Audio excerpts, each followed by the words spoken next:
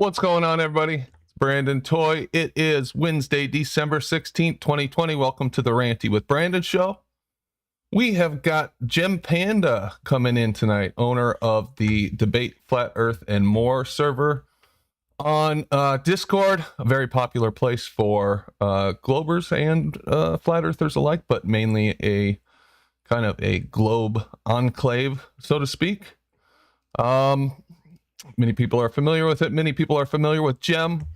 He also has a show that he puts on Sundays where, to be frank, he mostly makes fun of flat earthers and other truthers, but that's okay. So I'm going to have a conversation with him and see where that goes. I'm sure it'll go to interesting places. We give a shout out to everybody in the chat. We got SE Montreal. What's up, man? Mike Dornan, Ian Adams, The Plain Truth, Balanced Truths, Phil Kayo, Enigma, YouTube, Anthony Burrows, and Page 42. Good to see you guys. Let me get a couple of reminders out of the way. Ranty does have a GoFundMe going on now. That guy has been through the ringer this year. It was a tough year, but having to go through all the stuff he went through in one year, I don't blame him for reaching out for help. So I just put that in chat. And if you're interested in helping him out, you can do what you need to do there. He also has a PayPal. I don't think I have the link handy, but he does. Just hit me up if you want that. But you can support the show too with the Streamlabs link. I'll put that in there, preferable to Super Chats. You don't have to. The best way to support the show is to provide some new information to us. Bring an argument in. Bring a new video in, bring yourself in, just come and join the discussion.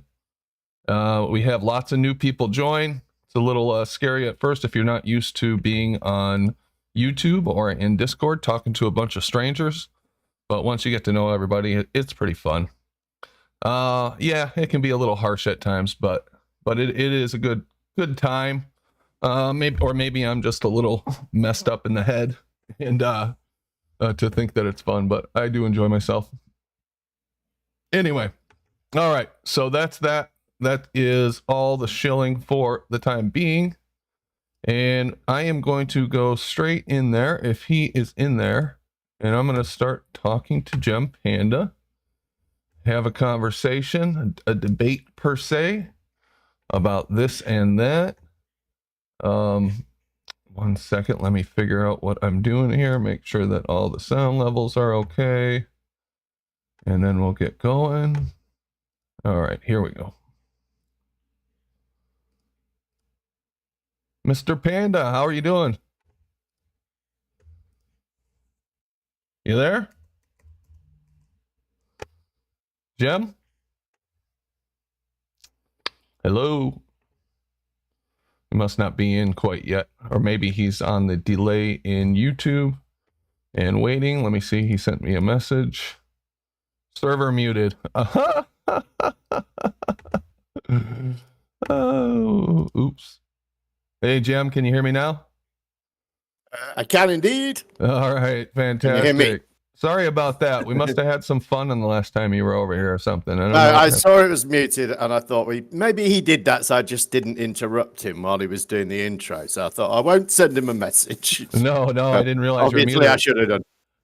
I even saw the red microphone, and I thought to myself, "Why is this microphone red like that? How did he make that red?" It just didn't dawn on me that that's what was going on. So thanks for the message. I've done that myself. Yeah. So how you doing, man? I'm all right. Thank you very much. Yeah, not too bad. Bit tired, been a long day, but okay. Yeah, I invited you over. I wanted to have a discussion with you and just basically ask you some questions, kind of pick your brain about where you are with things in the world, and bring up a couple subjects. So thank you for stopping by. I appreciate that. We're trying to open things up and keep both sides of the discussion actively in the debate. I thought this might be a good way to do that. Sure. Yeah. So you've been in Flat Earth a long time, Gem. Have you not? How long have you been, say, part of the community, quote unquote? I think it would be over 5 years now. It was kind of sort of summer 2015 when I first came across it. So it has been a long time. Yeah. Yeah, that is quite a while.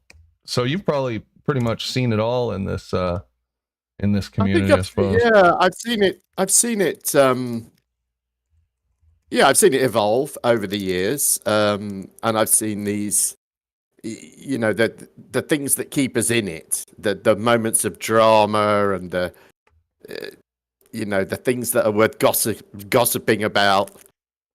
Every so often, Flat Earth delivers one of those, and it keeps it interesting and entertaining. And there's been many of those over the years. Absolutely. So you kind of became a central figure in the globe side of things. How did that come about, and why did you decide to get so actively involved, like with the YouTube channel and with the Discord in particular? Well, the Discord actually wasn't my idea, and it was set up actually by somebody else, a guy called Mr. B, who was one of the crowd back in sort of 2016. And there was a period then, sort of, this was sort of in the early days, if you like, of Flat Earth on YouTube.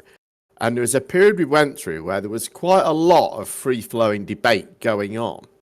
There was one channel in particular that had debate happening 24/7 all the time, and it wasn't really a Glober or a Flat Earther channel. It was, anybody could hop in there, and people did, and there were quite a few live hangouts going on back then, on YouTube, that's when hangouts worked and everything. And then all of a sudden, it sort of became fashionable to sort of ban any dissenting opinion. And that was obviously myself and my mates, basically. So, and that became the thing, to just ban us from everywhere. And it was, it was a bit weird, because although we were there sort of ribbing people a bit and arguing a little bit and things like that, we were sort of part of the community. I felt we were anyway. We weren't always at loggerheads, and but anyway, it became the thing, and because of that, we sort of, my friend set up this Discord server, and he said, "I've set this Discord server up for you." And that was it. And all I've done is, I've never promoted it in any way. I've just tried to run it the way I think it should be run, and that's to try and maintain a sort of free speech principle. I mean, I can't say it's entirely free speech, because there is stuff that we don't allow, and there is sometimes stuff I try and redirect as well. But that's what we aim for, free speech, and to try and make it fair-ish for everyone. It's never really going to be fair for a Flat Earther, because you're going into a room of, between 30 and 50 people who disagree with you. So it's never going to be an easy ride, but I do my best to make it fair-ish. 30 to 50 people who will let you know that they disagree with you in great detail. Yeah. Right. Yeah. They are a pack of dogs. Oh, absolutely. That is a great way to describe it. Who will tear you apart. And having been on the other end of that mauling, it's quite the place to be. But I think that's what attracts people to your server, is that back and forth. Maybe some of them like the challenge. I sort of like the challenge, although I do find myself in the room after I've had a few drinks occasionally. But there is something about being in there and listening to that's pretty interesting. Yeah, I think we get some pretty good conversations going, a fair amount of the time. And we don't always do Flat Earth. We've done, we do other conspiracies as well. We hit on some politics sometimes, and a bit of philosophy, and young Earth creationism, and all the sort of stuff that gets debated. So Yeah, it's okay. And of course, I live stream it as well. So you can always just nip to my channel and have a listen if you don't fancy coming in the Discord server. Yeah, and I've got your channel up, Debate Flat Earth and More. I assume that's still where you live stream your stuff. I see the Sunday roast on here. Yeah. Yeah, I do the live stuff on there, and I've got another channel as well. Oh no, am I live streaming on Humans of Earth? No, I'm live streaming on my other channel is called Humans of Earth, and I live stream the Discord on there actually at the moment. I have to keep switching them around because I get a strike every now and then, and I have to move it. Oh, it's funny. Your icon on this Humans of Earth is the same that I've used for some of my thumbnails. Cool. I was wondering where this had gone. This YouTube, the streams for this. So, what are your thoughts on flat Earth, Jem? In the beginning, did you ever consider that the Earth might not be a sphere, or were you immediately repelled by the idea, or how did you become such a, I'll call you a vociferous defender of heliocentrism, but you might describe yourself differently. Well, the first, no, that's fair enough. I mean, the first video I saw was actually by, I won't call him a concaver, but he was putting forward a sort of concave idea. And basically he was showing some wind turbines that bits of them shouldn't be seen or whatever. And I was, at that point, I didn't really know about atmospheric refraction. I think I can remember my friend telling me about it once when we were on vacation in Corfu, and we saw this sort of thing at a distance, and I was going, what's that all about? He sort of mentioned it, and I think that's the only thing I knew really about refraction. I'd heard little bits and pieces, so I went off to find out what was going on in this video, and one thing led to another. And the other thing, I mean, I kind of didn't really bother with it. I saw that video and kind of sort of put it to one side, and then I was looking into a thing. I'm loath to publicize this, but people will know about it, I guess, or some people will. The Hampstead hoax, and I was looking into that, and Jeranism had some stuff about relating to that on his channel. Oh, I think I remember that. Yeah, that kind of led me to Jeranism's channel, and yeah, and Jeranism has a sort of a style where he does this sort of thinly veiled mockery. in his delivery is laced with that, and it is kind of provoking and antagonistic. I don't think he means to be. I don't think he really knows he's doing it, but it is, to listen to it is quite, you're like, I think I know exactly what you're talking about, because when I watch Terranism, I don't hear that, obviously. I think he seems down to earth, normal guy who's just talking about stuff well put together, well spoken, intelligent. So that doesn't rub me the wrong way. But I hear that when I listen to Glober channels, for sure. So, I like him. I think he's, I think he's very good. I think he's very good at what he does, particularly on his Truth Frequency show. He sounds very professional. So yeah, but he'll do this thing. He does this thing sort of.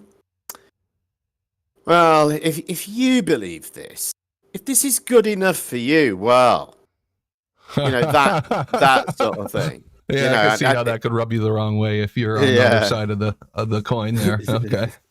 Yeah. He does a lot of that.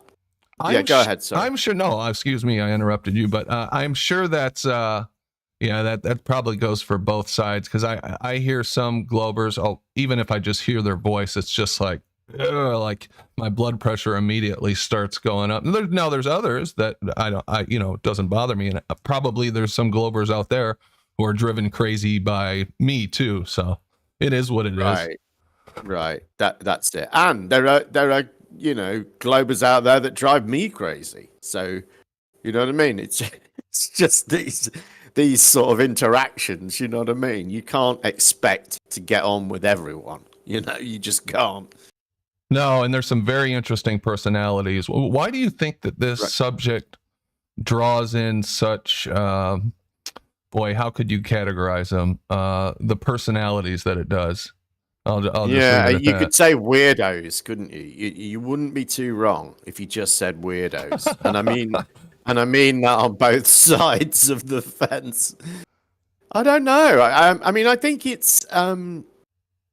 I mean, if you look back at when Rowbotham was doing his thing in the 1860s, and you look at the letters in the newspapers, the way that people reacted to Rowbotham, it's exactly the same. Exactly, they make the same arguments.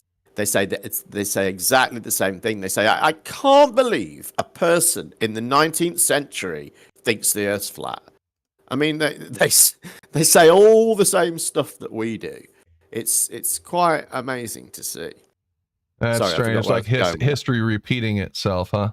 Right. It really is that. And I guess it's that thing where I was talking about this earlier on 24/7 actually, and we were talking about Miggy on there has got a particular line of questioning that he's using with people, and I was critiquing his line of questioning, and he said, well, what do you think I should say? What is acceptable to you? And I said, well, you could just ask people why they think it's a globe, because and I'm not talking about people in the debate now. I'm talking about the man in the street or the sort of person that drops into 24/7, and of course most people won't be able to answer that question with anything at all, or they'll go to pictures from space. Probably is where most people will end up. Oh, absolutely. And I think that is kind of what is sort of interesting about it, because when you first come across it, you sort of go, well, of course that's the globe, and then someone goes, well, why do you think that? And you go, well, I'm not really that sure why I think that. I mean, now I could give a whole stack of reasons why I think that. But for the uninitiated, most people haven't got anything other than photographs. No, and in fact, that's kind of how I tripped into it too. Although for me, I think that's sufficient, and I could make arguments around those photographs. I can see how it's very easy to cast doubt upon them. Sure. That's funny. That's how I kind of came into it too. Actually, far before I was really aware of flat Earth itself, I was at work looking for a satellite picture. I live in the Detroit area of the city. I thought it would be good for a presentation slide. I said, well, they've got to have satellite pictures, from space of every corner of the globe, right? I mean, we've had satellites up there for 50 years. So I went to the computer, looked it up, and the only thing that came up was like blue marble and some CGI. And I said to the guy working next to me, I'm like, why are there no satellite pictures? It's really weird. I looked for it, and all I could find was that same picture of the Earth and drawings or, CGI. And he just kind of shrugged, and I shrugged it off and never thought about it for, years.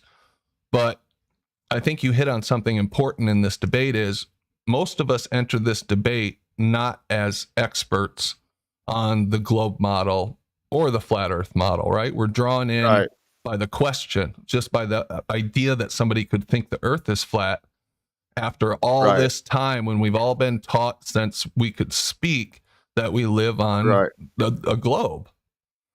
But it hits us with it strikes at a sort of an element of philosophy, I think.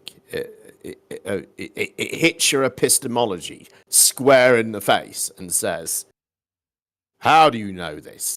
And you often, like I say, if you aren't prepared, then most people are going to be clueless.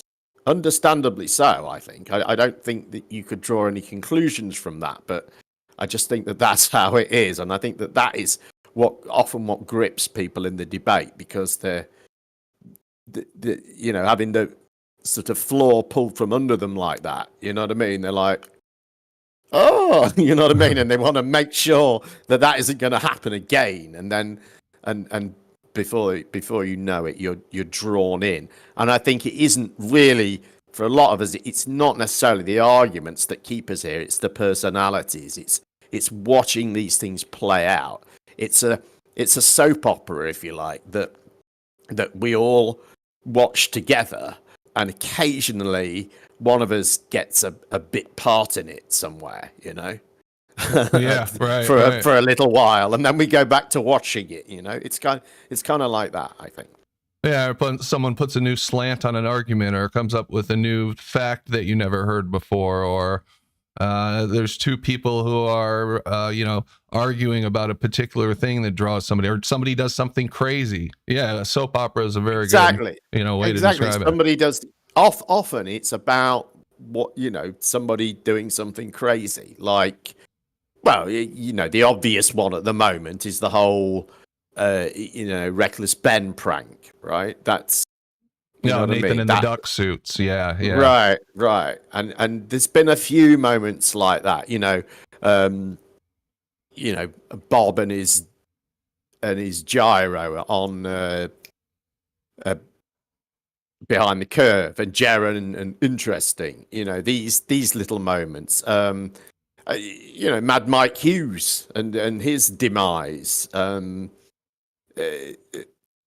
The whole Isle of Man thing. I mean, do you remember that?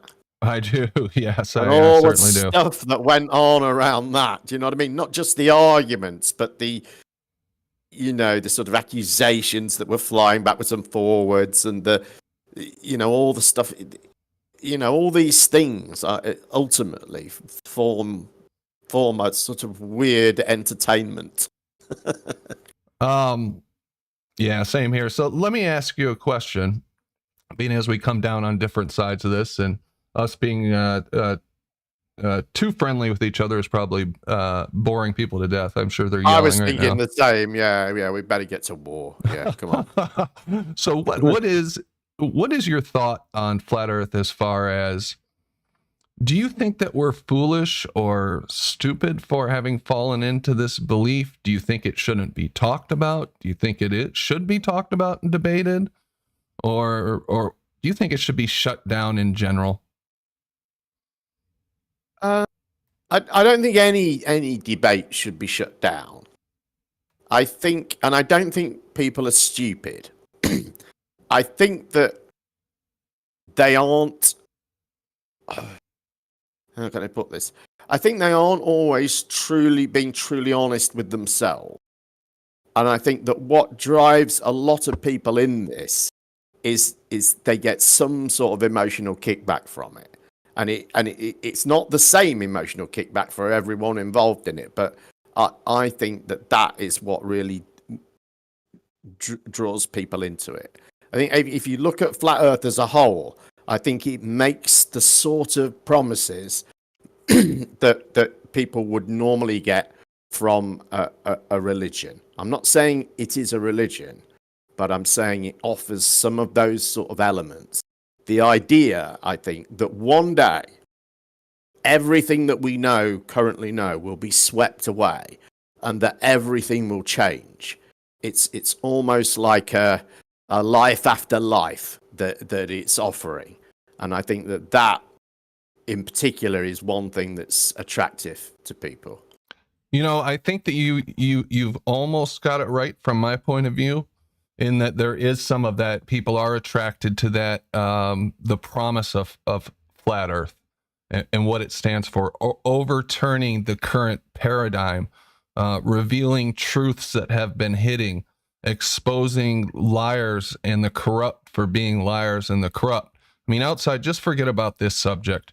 You just think about all the wars that, I'm going to say these people, and when I say these people, just loosely, the people who are the boss of the boss of the boss of the boss of my boss, right?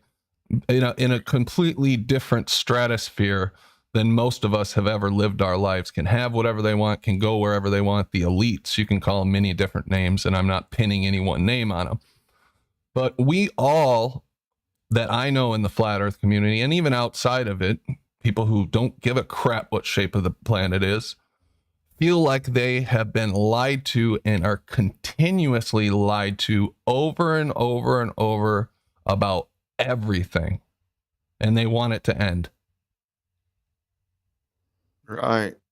So in that way, it is kind of like a religious, because that's kind of the promise that Jesus Christ or some of these saviors are said to one day bring to the earth, is an end to this misery, to sum it up, this being dominated by evil forces, or however you want to phrase it. But we feel like we're caught under someone's boot, and the people that are keeping us under their boot are just lying constantly. So we're at the point where we don't believe anything they say.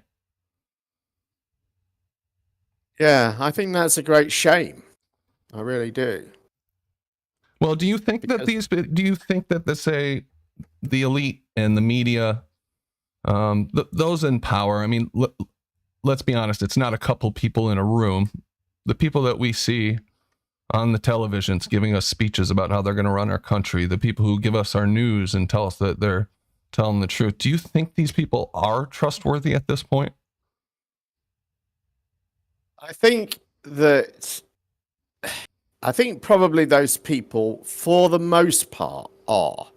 I think most people, they just want to get through their life in the best way that they can, without really pissing anybody else off. Now, I know if you're pointing to people who have taken on leadership roles, and that's probably not quite the same for them, I admit. And obviously, there are people who do that, who do get in those roles, who don't have the best interests of everyone else at heart. But I don't know. I just think most people I've come across in my life have been generally good.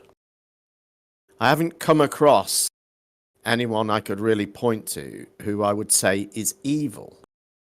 And so I assume that most humans are like that and are like me. They just want to get on with their life. Now, when someone goes into politics, for instance, and they become part of a political group, then they're sort of taking into account, to some extent at least, the needs and wants of that political group. And they're going to say things that are, that are the things of that political group. And then the media are going to come along, and they're going to put their particular spin on what's being said. And so what we end up with is probably not very honest. We're seeing this particularly at the moment. I see our politicians every day saying absolute nonsense relating to this virus. Oh, well, the numbers are going up and we've got to do this, and and the numbers are, then that's not true. And it is in some places, but the point is, they say things which I know aren't really true, but at the same time, they're not really being dishonest. They're just only looking at something in a certain way, and they're hell bent on presenting, a certain policy that everyone should follow as a result of this. And they think they're doing what's best for everyone. I just think in that case, they're mistaken. Well, the old saying that the road to hell is paved with good intention. But when I look at, recent human history from World War I down to the present day, all the wars we've had, 1, 2, Vietnam, and I'm looking at this from a U.S. point of view, but you guys were in the UK were involved in much of this, and I'm sure you have your own examples. The Iraq war, all the stuff we did in the Middle East, all this war on terrorism. And I feel like generation after generation of my family has been manipulated into going and fighting these wars under false pretenses in some cases, certainly. And it just seems like one big power grab. You brought up this virus thing that's going on right now, and I think that's a great example. I knew as soon as this hit, and as soon as all the media agreed and all the politicians agreed, that we were totally and utterly fucked. Whenever they agree with each other, it means we're about to get fucked big time, because that's how they move us all in one direction together, is suddenly come together and agree with us, and they can pretty much do anything they want at that point. And they all moved us towards this multi-trillion-dollar handout to whoever the hell they put in there, and it was a rush, and we couldn't really look at it, and there wasn't time to vote, and the people needed food, and then threw us a few scraps from the table while they enriched their plan, or enriched their friends, and moved their agenda down the road, which coincidentally mirrors that Green New Deal agenda that they were trying to roll out a year and a half, 2 years ago. So even recently, I mean, as you just said, we continue to see this deception, manipulation, however you want to categorize it, just dishonesty. Well, I wouldn't call it deception, really. I mean, I guess, well, like I say, I think those people think they're doing and saying the right thing. And I think as regards the virus, I think that what I saw happen was the government basically did and behaved and acted the same way I did. I saw videos coming out of China and Italy, and I shit myself. I absolutely shit myself. I was terrified at the beginning of this, and I think the government did the same. Our government, at least. I think they watched YouTube videos and shit themselves. And even that, you got to wonder if that was a planned rollout by the media. They know that we don't trust them. I just see where my brain goes. After all this stuff that's happened, I can't trust them. So why would I trust these people? And you can draw a line back from the people that are currently in power to the same people that really spawned that scientific revolution, in quotes, that started with the Royal Society of London at the behest of the Queen. Why would I trust anything they tell me? For me, it says, no, I've got to go out and verify it now. Yes, you can call me an auto hoaxer, but I'm an auto hoaxer because I've been lied to so many times. I don't want to get burned anymore. Well, my dad was a newspaper editor. And when I was much younger, he was a newspaper reporter.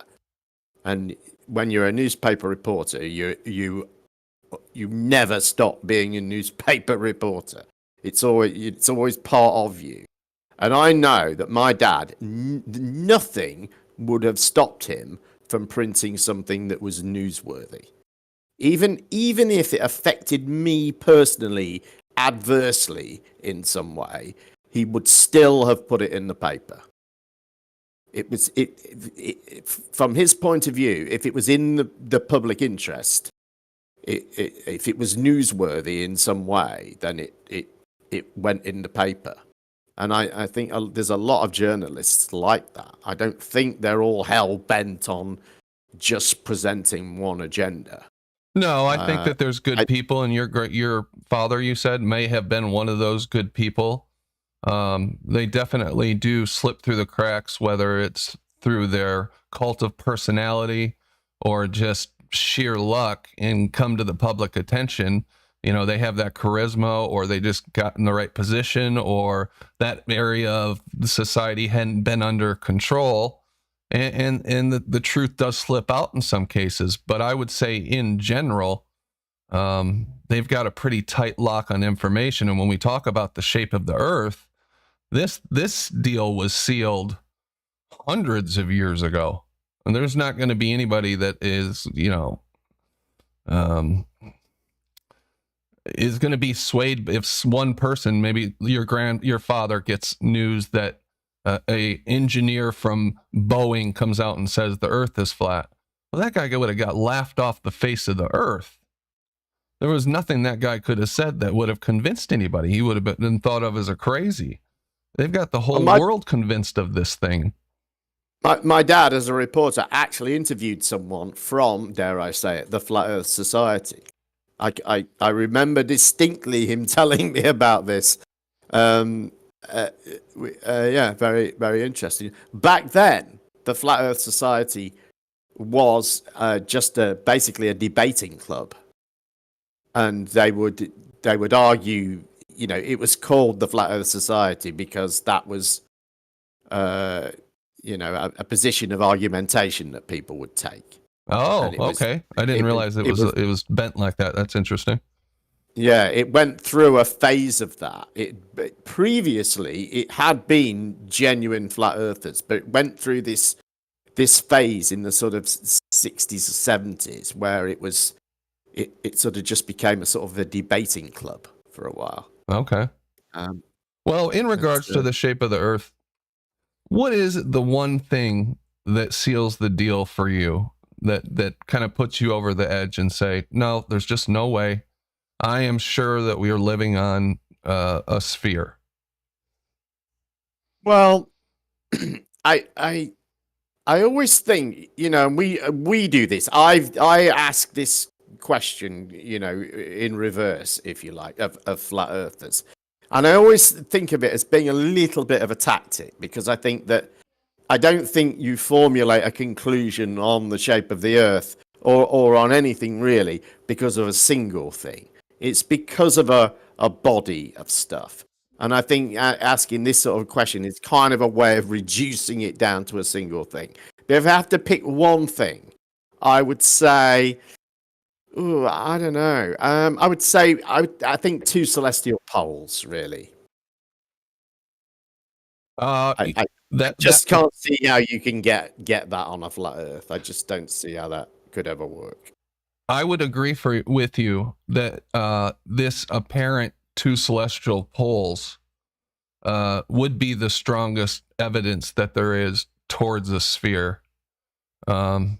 So we're in agreement on that. Now, I don't think it's a sphere because the other evidence outweighs that, and there are other plausible explanations for why we see these rotations of the stars in the sky that I can't rule out.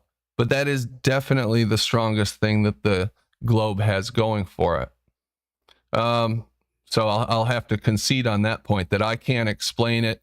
I don't have the evidence, but when it comes to the stars, I do know that there are a lot of unknowns. How, in my mind, obviously, if you believe in the mainstream science, you don't think there are many unknowns. How far they are, what they are, their exact locations.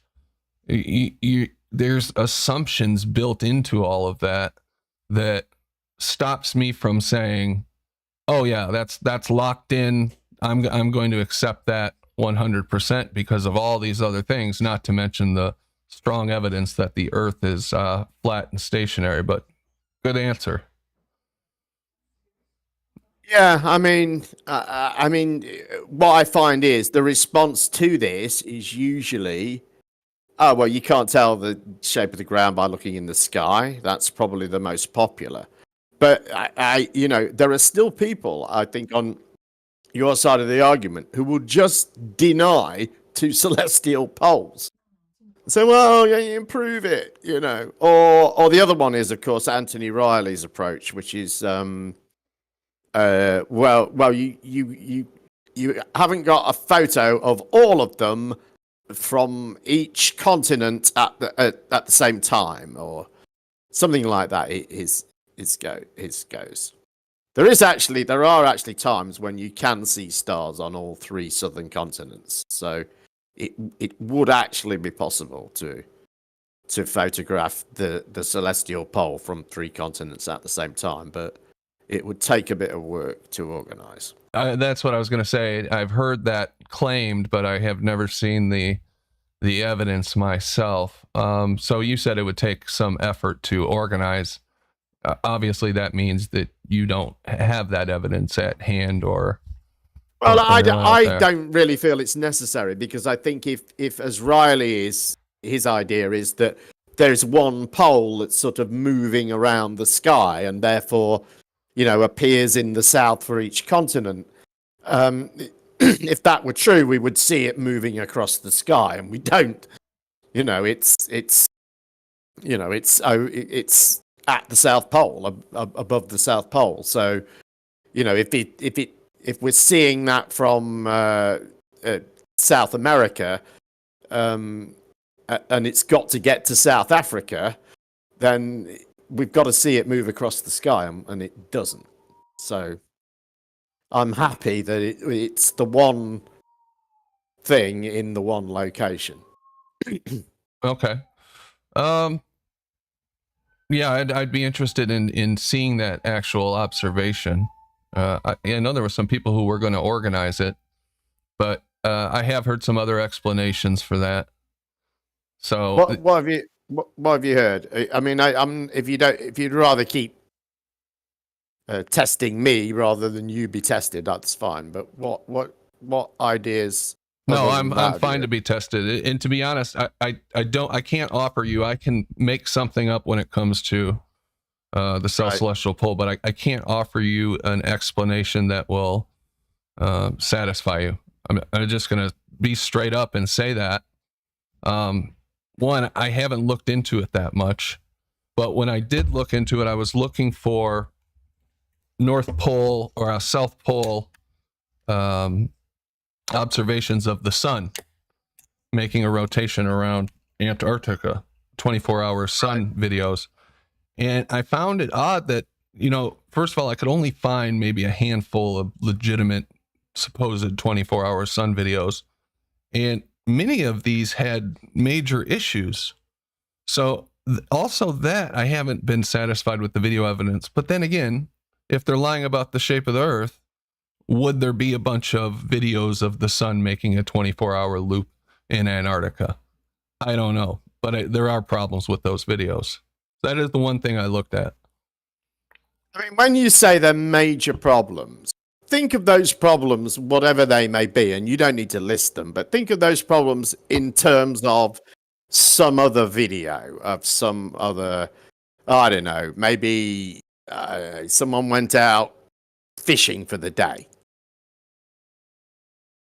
How and those sort of things that you see as problems in those videos. So, well, we're not talking about going out and fishing for the day. We're talking about substantiating the fact that there is indeed a southern celestial pole, which I think would be well documented if the sun actually did make a 360 loop around Antarctica. And I say we are talking about going fishing for the day, though. Because if you're wrong and the Earth is spherical and the people at the South Pole have made these videos, to them, that's just fishing for the day. They're not attempting to prove to flat earthers that there's a 24-hour sun. They're just trying to get a bit of cool video, or a lot of it, or some of it at least, is kind of, I don't know whether it's sort of CCTV style stuff, isn't it? It's just a camera stuck on a pole for forevermore. Yeah, that CCTV stuff is real choppy. You can pick that stuff apart. There's cuts, there's jumps in the shadows. Right. I wouldn't rely on that stuff either. And there was a strange incident that happened when Jaron was trying to track down getting a continuous footage from them where they refused to provide it. Did you ever see that? And he even emailed back and forth with them. I found that odd, that wouldn't just be forthcoming. I didn't really, because I think his approach would have looked a bit weird to them, and I think as it sort of got deeper and as there was the sort of to and fro started happening, it looked weirder and weirder to them. So I understand why I did that. We've got a GIF actually that often gets posted in my server that is I think it's Is he a rocket scientist? I don't know whether he took it himself or one of his friends took it. But it's a real nice GIF of the 24-hour sun. But it's done with like a 360-degree camera. So it's a sort of a circular image, if you like. But you can see the sun going round and round. It's. You say he did it himself? I'm not sure if he did it or if one of his friends did it. So I find it odd that you can trace these videos back, these supposed 24-hour videos back to the same couple of people. One of them is Robert Schwartz, and another one is, well, here, let me Google it. I don't know who this one's from. I have no idea. Yeah, so there's a couple of people that put these videos out, and they both work for major, well, at least the one I know for sure does, works for major television networks like Discovery, whatever, who get busted quite frequently putting out kind of bogus evidence, such as the target over the water that you could see the, what is it, the horizon behind. But if you search for these 24-hour, Anthony Powell, his name is Anthony Powell. So I just searched for Antarctica 24-hour sun. Essentially, the first four things that come up are from the same person. They're these 24-hour sun videos. And let me share my screen with you so you can see it. This is what I'm talking about that I find strange. I would think that there would be quite a few of these videos out there that show the 24-hour sun. There's more than there's more than four, though, isn't there? Yeah. There is. There's some. There's a couple other by Robert Schwartz, which, you know, I don't know. You can look at these and say, well, maybe they're real, maybe they're not. I don't know how you trust something like that. Obviously, I don't 100% trust video. Why are you even looking for? Why are you? Well, that's the point, isn't it? I mean, why would you even look for it? I mean, it seems to me like you're quite happy to look for videos on this and draw a conclusion from the results that you get that adds to your conspiracy.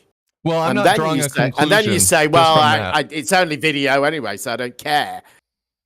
No, you know what I mean? It's not what I said, Jim, but so what I did was I searched for these and then I inspected each of these videos, particularly these Anthony Powell videos, in detail, and also the Robert Schwartz one. I inspected them in detail.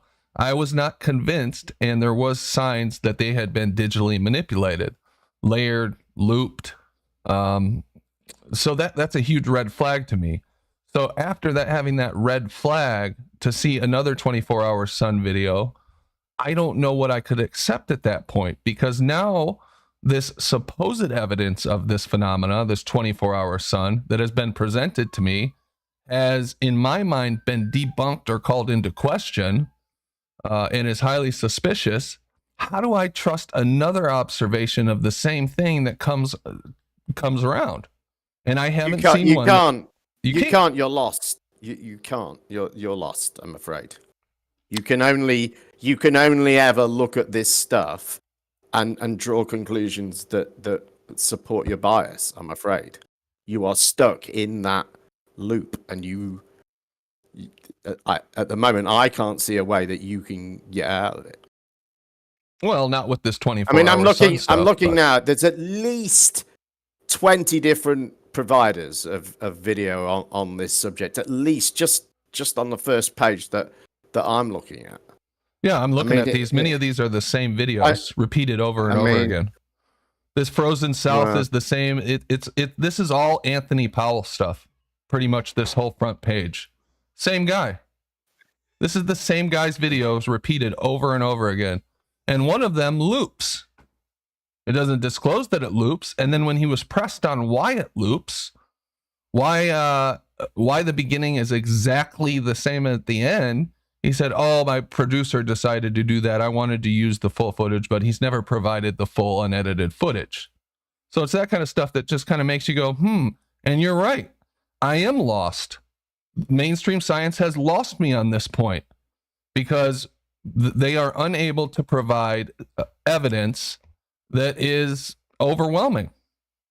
But what you have to remember, and what you constantly forget, and it's very evident in what you've just said, is that nobody anywhere is trying to prove to flat earthers that the earth is spherical. None of these people in Antarctica have that as a goal. That's not on their to-do list, is to get flat earthers to believe me. You know, they're in Antarctica. They're in that place. And you're saying, prove to me that that place that you are in, that you live in every day, prove to me it exists. Well, of course they're not going to do that any more than you would feel obliged to do that about the place where you live. You know, that's you would say. Are you trying to say that I feel entitled to someone else providing me evidence? Because that's not the case. What I'm saying is at this point, the evidence that is available is underwhelming, is highly suspicious, and can't be trusted. That's the bottom line to it. It's highly suspicious because you've gone through it with a fine tooth comb, looking for things that you can possibly call suspicious. It wasn't very hard. You've engaged in a process of anomaly hunting. In fact, you probably haven't. You probably just let Jaron do it for you. But you've engaged in a process of anomaly hunting that cannot fail to produce what you feel are anomalies. You will be able to do this with any piece of video. You'll be able to go through it. I would be able to go through it and find things. There's a great series of videos by a guy called Voice of Reason, which was spelt in an odd way. And he put this to the test. He showed 10 photographs and he said, and it was two flat earthers, but everyone could have a go. And he said, which one of these is the photo that's been altered? And somebody did actually get it right. It wasn't a flat earther. But the point that he made was that each of these photos, each of them had people who thought that it was anomalous in some way, that one of the 10 photos was the one that had been fucked around with, and this was how they knew, and that was true of every single photo, and that process that you're going through of anomaly hunting will only ever, you are going to find what you feel are anomalies. What's the alternative to going through a video with a fine-tooth comb if you think that there's evidence? And by the way, I didn't miss that little insult there of I let Jaron do it for me. Here you can see on the screen a 38-minute video that details my investigation of these things. So I am out there actively doing my own research, looking into things. In that case, I was unfair to say that, but I know Jaron did do that. It's been done to death. Well, I don't know. I would have to go through it and see what you think is anomalous within it. But you know, is it a reason? Are those things really a reason to think that the sun that you see moving around isn't actually doing what you think it is?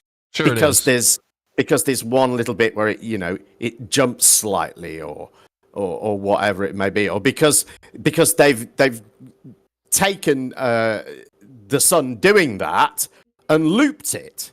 Well, who cares if they've looped it? Explain the first time it happens. How did they manage to do that? It points to digital manipulation, Jem. That's the point of the it doesn't looping. just point to editing video. That's just what people do with video. Could be. But how do you make up excuses for it all day long? I'm just saying this is unconvincing, especially when there's signs of digital manipulation. But how do you explain the fact that the sun does it once? Your suggestion is, though, that I should just take... This is what you seem to be saying to me. Don't look into the fine details of videos. Just accept them at face value. If you look into the fine details, you'll find a reason not to believe them, and that's a stupid thing to do. You should just take everything at face value. Well, no, I'm not saying that, but you do have to you look up anomaly hunting, Google it, and see. I'm sure there's a thing called anomaly hunting, and I would agree with you that I am looking for anomalies. I am inspecting the evidence that is presented to me so that I don't get fooled again. You have to inspect the data and information in front of you. It's a process of confirmation bias, isn't it? Your starting point is there's going to be something in this video that supports my argument, and off you go and find it. And you would go through the Oh, same look, video this, and you would say, this, these anomalies, these are just harmless, just like you just no, said. It's just no, editing. It's I would just, he apply, just chose this I would clip. apply, Your confirmation bias would make excuses for every one of the no, I would anomalies just that I found. I think I would apply some reasoning, and my reasoning would be the fact that the sun can be seen to go round 360 degrees once needs explaining. Do you know how exceedingly easy it would be to make this a video with the sun going around, to manipulate that? Do you know how exceedingly easy that would be? Then you can never draw any conclusion from any video, because you've already decided that any video of this could be fake anyway. That's what I said 5 minutes ago. Yes. I don't. How can you trust video evidence? So why are you bothering to look at video evidence? Well, I haven't looked at this for a while. Confirm your own bias. I'm just saying. I did look into this. Why would you even bother? Why would you just say, look, the video's no good to me? Because people present me evidence. They say, oh, what about the 24-hour Antarctic sun? Okay, I'll look at the 24-hour Antarctic sun. Why? Give it a chance. Why? Look at it and go, in your world, I should look at it and go, oh yeah, there's the sun going around 24 hours. No need to look any deeper than that. No reason to inspect this information that's been provided to me. Absolutely not. In your world, absolutely not. There's no reason at all for you to inspect it. Absolutely not. Because if you find a piece of video where there are no anomalies, where there's nothing at all in it that you can come up with to reject it, you're going to say, oh, well, it's video. Anybody can fake a sun going round and round. Is that not a true statement that somebody could fake a sun going around and round, Jim? There's no reason at all for you. There's no reason at all for you to act. I agree. Is that a true statement though, that somebody could fake a video with the sun going around? Yes or no? Well, I'm not sure if they could do that convincingly. Okay. I'm not. Come on, Possibly. Give me a break, Jim. Yeah, come on, man. Well, I don't know whether I've seen that done convincingly. How would you know if it's convincingly? Well, I was unconvinced. Okay, but here, I'll show you two videos here. It's only about my personal opinion of it. Do you see my screen? But it's irrelevant. No, it's not. Look at this. Look at this video right here. Look, the point is, if I say to you, yeah, okay, anything can be faked on video, that is not a reason at all to say I'm just going to reject all videos on the basis that video can fake Who stuff. said I would reject all videos? I said I don't know what it would take in a video for me to be convinced. You literally said that. How can I say that? And I asked you, how can I trust a video? Well, you tell me. I don't know. You tell me what property could any video have that you could look at it and say that couldn't have been faked? I don't know. I think it's more like you watch it, it's a drop in the bucket towards another conclusion, but I don't know. Plus, you got to consider the source. You got to consider why would they fake it. You got to consider a lot of stuff. If there's 1,000 of the videos of the same thing out there, probably not fake. If there's 5, still a possibility. So there's, there are different things you can look at for sure. Exactly. I agree with all of what you just said. But you weren't saying that. You're putting forth the idea that because it can be faked, well, then it's good enough for me to just say, well, that could have been faked, and therefore I can reject it. No, I think you should have some reasoning behind what you're saying. I think if you're going for the idea that it's been faked, I think you need to come up with good reasons that tell you it's been faked. And I think seeing the sun go all the way around and then have that same piece of video looped is not even close to being a good reason to reject that piece of video. You need to explain it going all the way around. And just saying, oh, well, it could have been faked, there's ways that it could have been faked, I don't think that's good enough. I really don't. Okay, well, that's where we differ. If I see signs of digital manipulation, then that is a huge red flag for me. But what video on YouTube has not been edited? No, of course they've been edited, but when something is looped and there's no clear sign that it's been looped, then you have to wonder, is this actually one video? Is this actually a straight up video of the sun going around in a one day? Well, why? Well, I guess that's where we differ, Jem. You're willing to I don't accept see it. this stuff, Look, but look, if I see a piece of video of a guy robbing a bank, that's a piece of video of a guy robbing a bank. If I see that piece of video of the guy robbing a bank and then see it looped and looped and looped again, it's still a guy robbing a bank. It doesn't mean he didn't rob the bank and he wasn't caught on video doing it. It just doesn't. And I just don't see that as a reason to reject it. And I think if that is a reason, well, they looped, they showed the video and then they showed it again. So if they'd showed it to me once, I'd be happy with that. But because they showed it twice, now I'm rejecting it. I think that's ridiculous. yeah, I think you're missing the point of it being looped. So it starts and ends at the same spot, right? But there is no signs that it's the same spot. There's no obvious cut point, as if they made it look like it was one long day, but it was that would somehow have been the manipulated. editor's intention. That would have been his intention, right? Possibly. To make it. Once he got to the end of it, that would have been his intention, to just make it do it again. Then we've got a mountain with get snow on it. We've got get it as close as he get it as close as he possibly could. He would go through it frame by frame until he got it bang on. And then the mountain at the end is covered with snow. In the beginning, it doesn't have snow. So this is definitely a questionable video. So anyway, yeah, I think I remember that claim before. I don't know whether I agreed with that claim about the snow.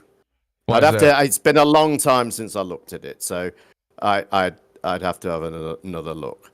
But I think you have to admit, seeing that video and then seeing it again is enough to reject it, pretty much anything is enough to reject it. And as you've shown just now, when you can't come up with anything to reject it, you just say, well, it's video, it could be fake. So I don't see why you... What are you talking about? I gave you like half a dozen reasons why I'm suspicious of these videos. Why I don't believe these are real videos. Right, but ultimately, when I said you've got to explain the sun going round once, you went, well, they could fake that. Tell me, couldn't they fake it? Yes, those 6 reasons were reasons why I'm suspicious that these are natural videos, that these are actual videos of a 24-hour sun. If I don't think they're natural videos of a 24-hour sun, if there's some manipulation, why do I need to explain the 24-hour sun? Because I don't think that what you're calling manipulation is manipulation. I don't think showing a particular piece of video twice is manipulation, or more than once is manipulation. And I think it still requires that you explain the once, and you haven't done. All you were able to offer me was, well, couldn't they fake a sun going round in a video, Gem? And I don't think that's good enough. That's not what I said. You just characterized my entire argument from such a slanted perspective. Why don't you check out this video if you want to, and you can see what I said. All right. Well, offer me what can you offer me to explain the sun going around once in the video that you've rejected on the basis that it's looped? What other reason? I don't think that it's a video of the sun going around once. Okay, why? How many times do we have to go over the same thing, Jem? Well, the only reason you've said so far is because it's digitally manipulated, that it's not one long continuous image of the sun going around. It's from the same guy, Anthony Powell, who has all the top hits on Google. But, well, he hasn't for me. He failed not on to YouTube, provide anyway. The actual source video. Well, what? But he didn't fail to provide it. He blamed it on his producer for why he used this particular clip and not one long continuous clip of the sun going around. That suggests that he's obliged to provide you with stuff in some way, and he's not. He didn't fail to provide it. He just didn't provide it. Sure, okay, you can say it that way. He didn't provide it. And no reason why he should waste his time, trying to prove... He's in fucking Antarctica. I mean, can you imagine? Think of it from your point of view, whatever city you live in, and you're in some argument on the internet as to whether your city exists. How much time would you waste on that? Jim, I waste all my time on the internet every day. So I would arguing that go your out and city, take a video of arguing or that the if I city already that had you a live video in clip exists. on my computer and all I had to do was click, okay, upload. See, here's the video. That takes what, 30 seconds? And the guy goes, is the existence of my city ever going to be called into question? And they go, well, that's what you're doing to the guy in Antarctica. From his point of view, if there is actually a 24-hour sun, I could see where you're coming from, yeah. Right. So he isn't going to waste a lot of time on that in the same way that you wouldn't waste a lot of time proving that your city exists. Well, you would think the guy that has the top hits on Google, on YouTube for 24-hour sun would take a little time to present the unedited video of a video that's been called out countless times as looped. But why would you think Why wouldn't he put that out? Because he thinks that you're ridiculous and that you cannot be convinced in any way because of the ludicrous reasoning that you've already applied to rejecting his video. That's why. Okay. Well, I disagree. So I haven't seen enough evidence to convince me of the 24-hour sun. The videos are underwhelming, and some of them even appear to be manipulated, and all from the same 2 or 3 people, at least the top ones. There's my reasoning. Do you have any better evidence of the 24-hour sun than these videos? Well, I don't think that. Well, no, of course not, because I think the video is, seeing it do it is very good evidence. You don't think that. So, what could be better than a recorded observation of the thing happening? I don't think there's much better than that. But, what possibly could be better than that? And what I see is, you say, it's just from 4 people. That's not true. There's dozens of providers of these things. You say it's all from the same person. Well, I'd have to go through them, but I don't know whether that's true either. I can see a couple of these where they've stuck music on it and stuff like that. But there's loads and loads of these things. And of course, there's other videos from people who have been to Antarctica. I watched, there's a guy who does a series of travelogue videos. I can't remember his name because it was probably a couple of years ago. But he went to Antarctica to be a cook for a while. And he has a whole series of videos on his adventures doing that. It's a place that people go to. And I think to pretend that it's not and that it's this mysterious place. Who says that it's not a place that people go to? There's obviously this city here that people go to. That's not in contention. I don't know why you feel the need to categorize my argument as Antarctica doesn't exist or this city doesn't exist. Well, because those people, like, for instance, in the summer, they go off camping somewhere and he goes and does the cooking as when they're out camping. A whole, like 50 scientists or whatever, all out camping somewhere in Antarctica. So he moves around the place. He flies to another base and things like that. These people aren't unaware of their surroundings. They're not, they're not on an ice ring and they don't know it. They know where they are. So did he provide a video of the 24-hour sun? I think probably not. Okay. But so it doesn't matter, does it? Because I think that the evidence that surrounds, the existence, the evidence that supports the given narrative of what Antarctica is extensive and goes beyond just 24-hour videos of the sun. That evidence of what? That Antarctica exists? That it exists as described. As described, meaning that the sun travels around it at 24 hours a day. Well, makes a loop in the sky that you can see the sun 24 hours a day. Is that what you're talking about? Well, you can throw that in if you like, if you think that's the only thing that anybody knows about Antarctica. But I think that that's not Or is true. an island at the and, bottom of a sphere? How do and, you know that it's an island at the bottom and of a sphere or a continent at the bottom of the sphere? how do I know that? Yeah, how do you know that? Well, because that's reasonable thing to commit to knowledge based on the body of evidence surrounding it, which is extensive. But you've never been there, correct? Right, I've never been there. So you're reliant on the same data that I get back. Oh, and by the Yes. way, one of these videos Of course. doesn't even show the sun in the sky for 24 hours a day. That's supposed to be 24 hours. So is it 24-hour sunlight or is it 24-hour actual sun in the sky? Well, there'll be days when it's just 24-hour sunlight. No, right? I know there's both. Yeah.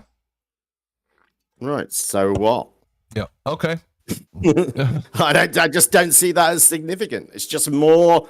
It's more evidence. It's just something else you've got to explain, and the only thing you can come up with is, well, it's video, and anything can be faked on video. Well, why do I have to go to this length?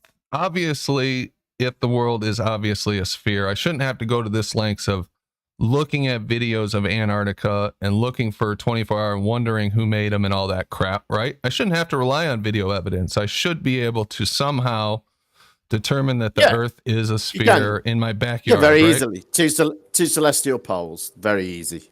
In my backyard. Can I see two celestial poles from my backyard?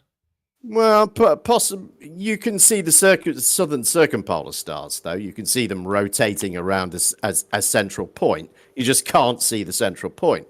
But again, do you reasonably need to be able to draw the conclusion that you are looking at a celestial sphere? No, I'm in the northern hemisphere. I can't see the South Pole at all, even enough to know which way those stars, if they're rotating around, they just look like, very low on the horizon for me. So isn't there another way besides looking at the stars and making all these assumptions about what and where they are?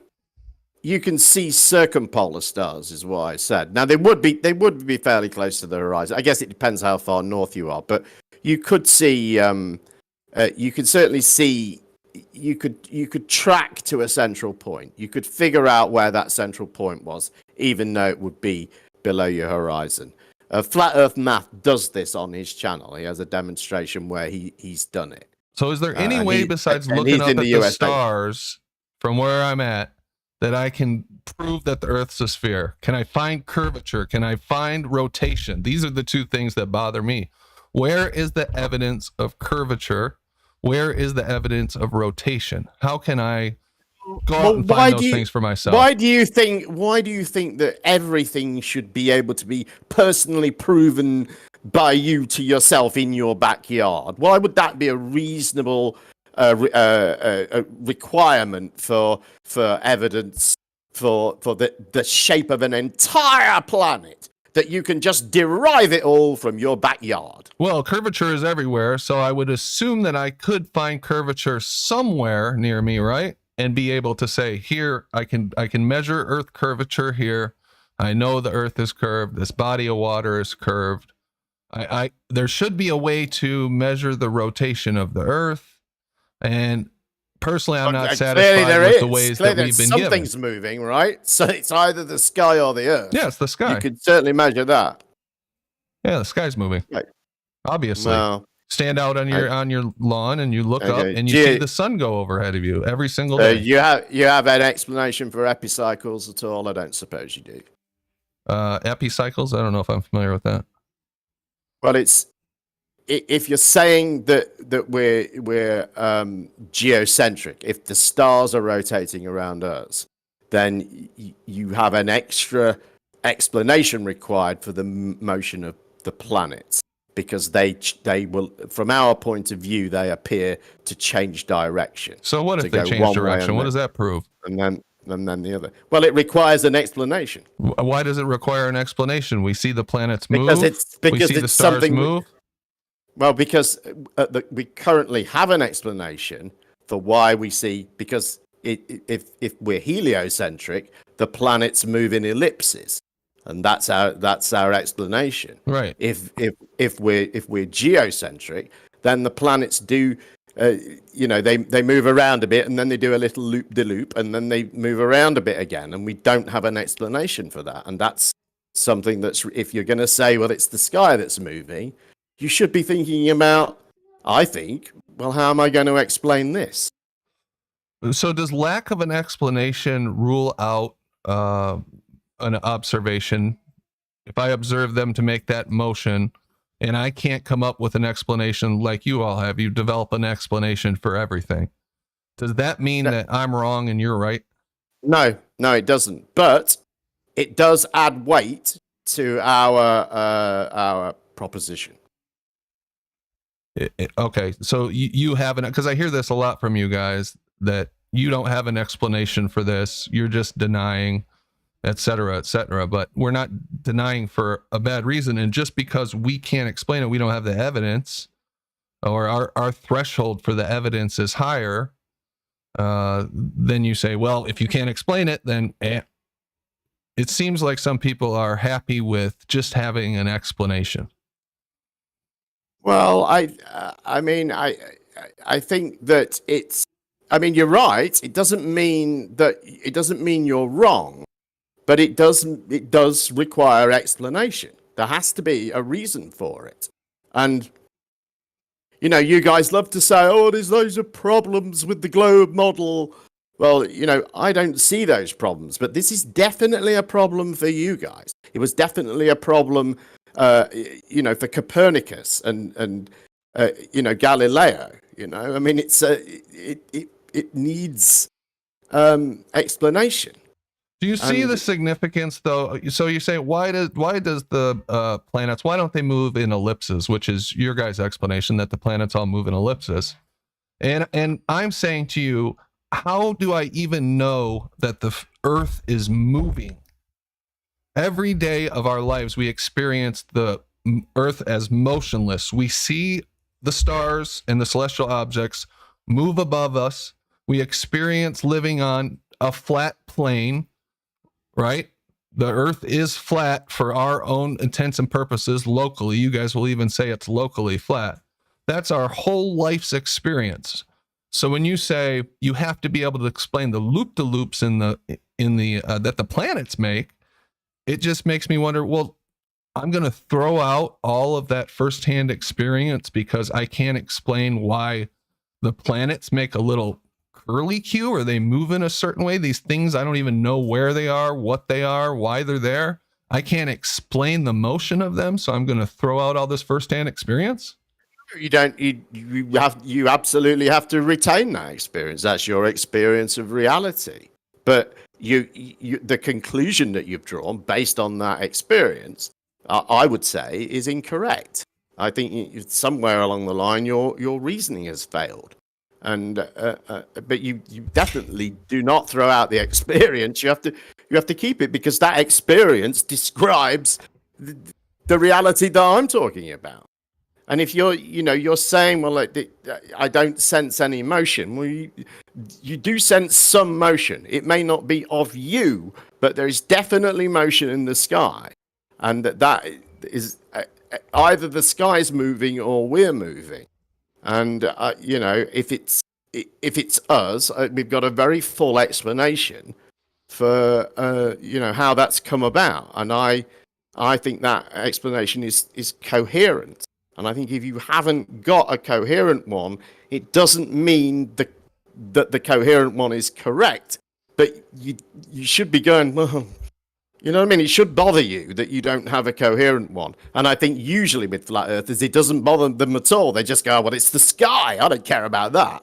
I don't think you could ever establish that the earth is flat without having a full explanation for what's going on in the sky. That would be part of it. You said you have a coherent explanation, but what you have a coherent explanation for is something that is so ludicrous a concept to me, that we live on a giant ball floating in nothingness. I say floating, don't kill me for that word, all rotating around with a bunch of other giant balls, millions and millions miles away from the heat source, which gives us life, traveling through the universe in all these different vectors, tilted at just the right amount. So there's the most usable land on our planet that seems to be designed exactly for our purposes, when the much simpler and easier answer is the obvious one, which is that it's a flat plane with local sun that heats us up and moves back and forth from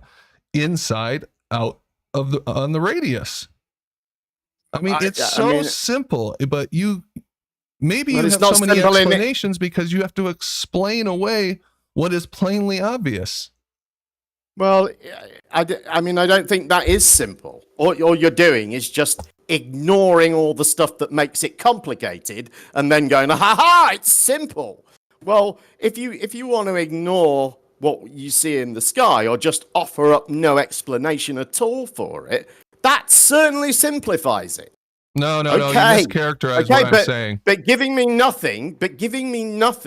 no explanation at all does make things simple. Yes.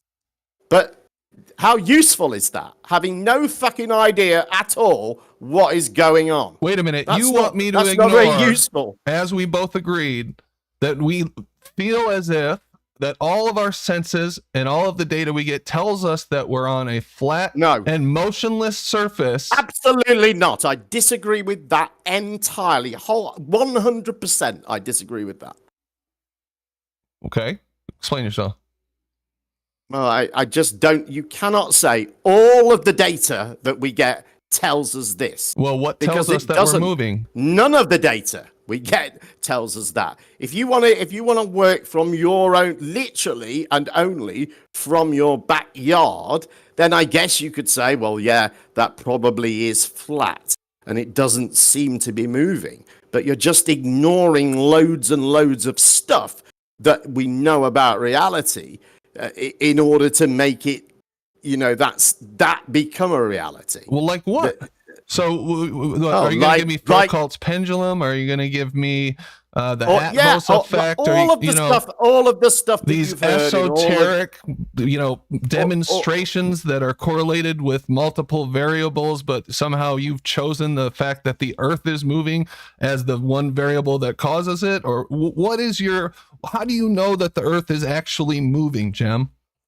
Because that's the most explanatory, the best explanation that we have. Why? Is that the Earth is moving. What does best explanation mean? What does that mean? What is your evidence that the Earth is moving?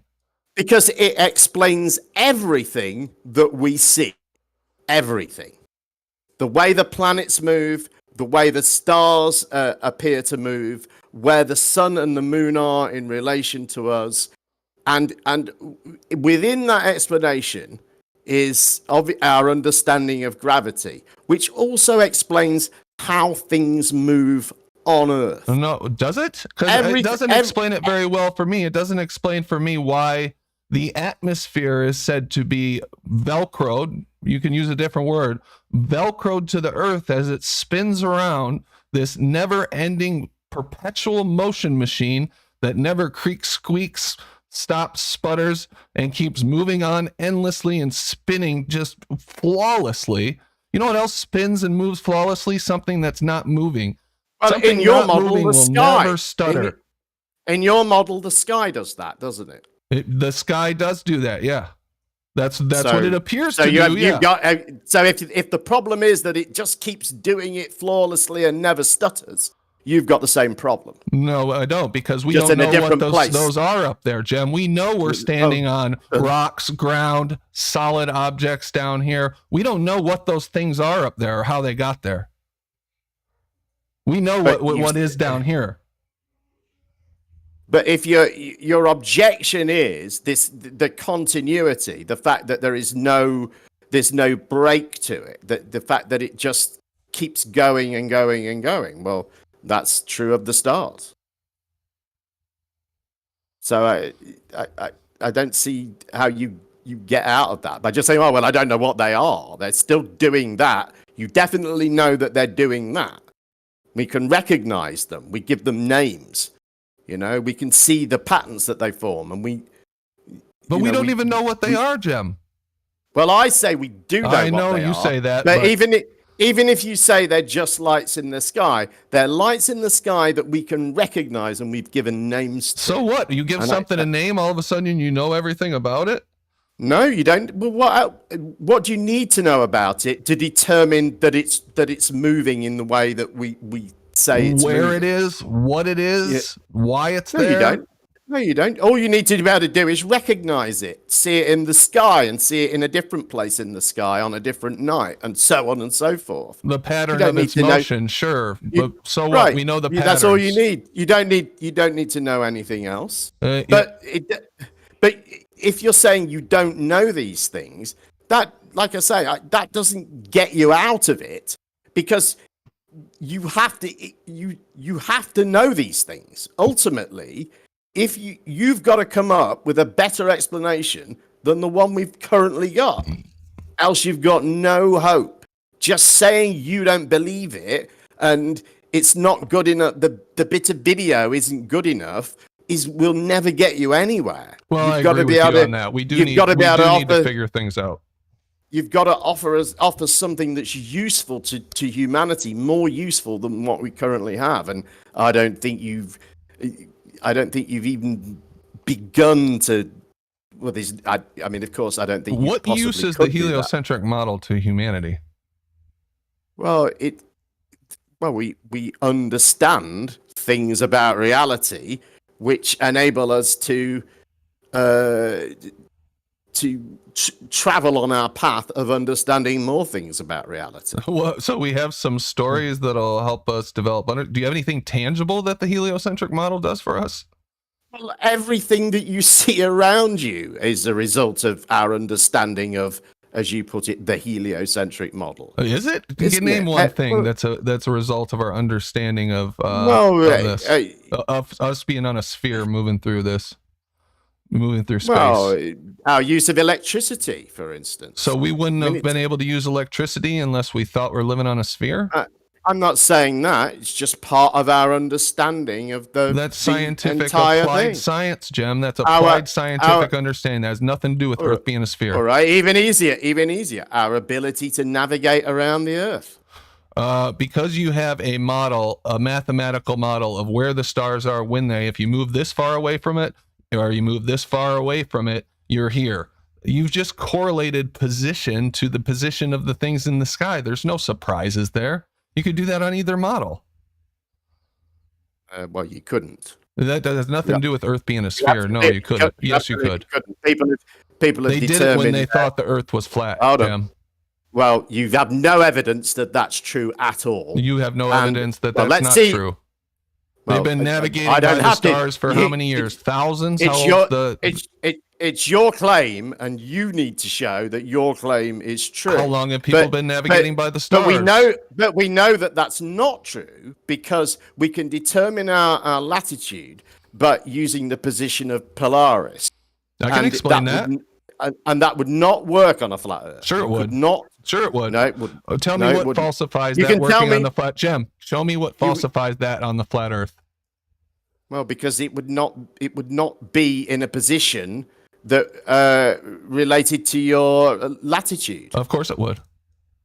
It just wouldn't. It would. Why show would me it? Show me what backs up that claim. What falsifies that Polaris wouldn't work the way it does on a flat Earth? Because it moves at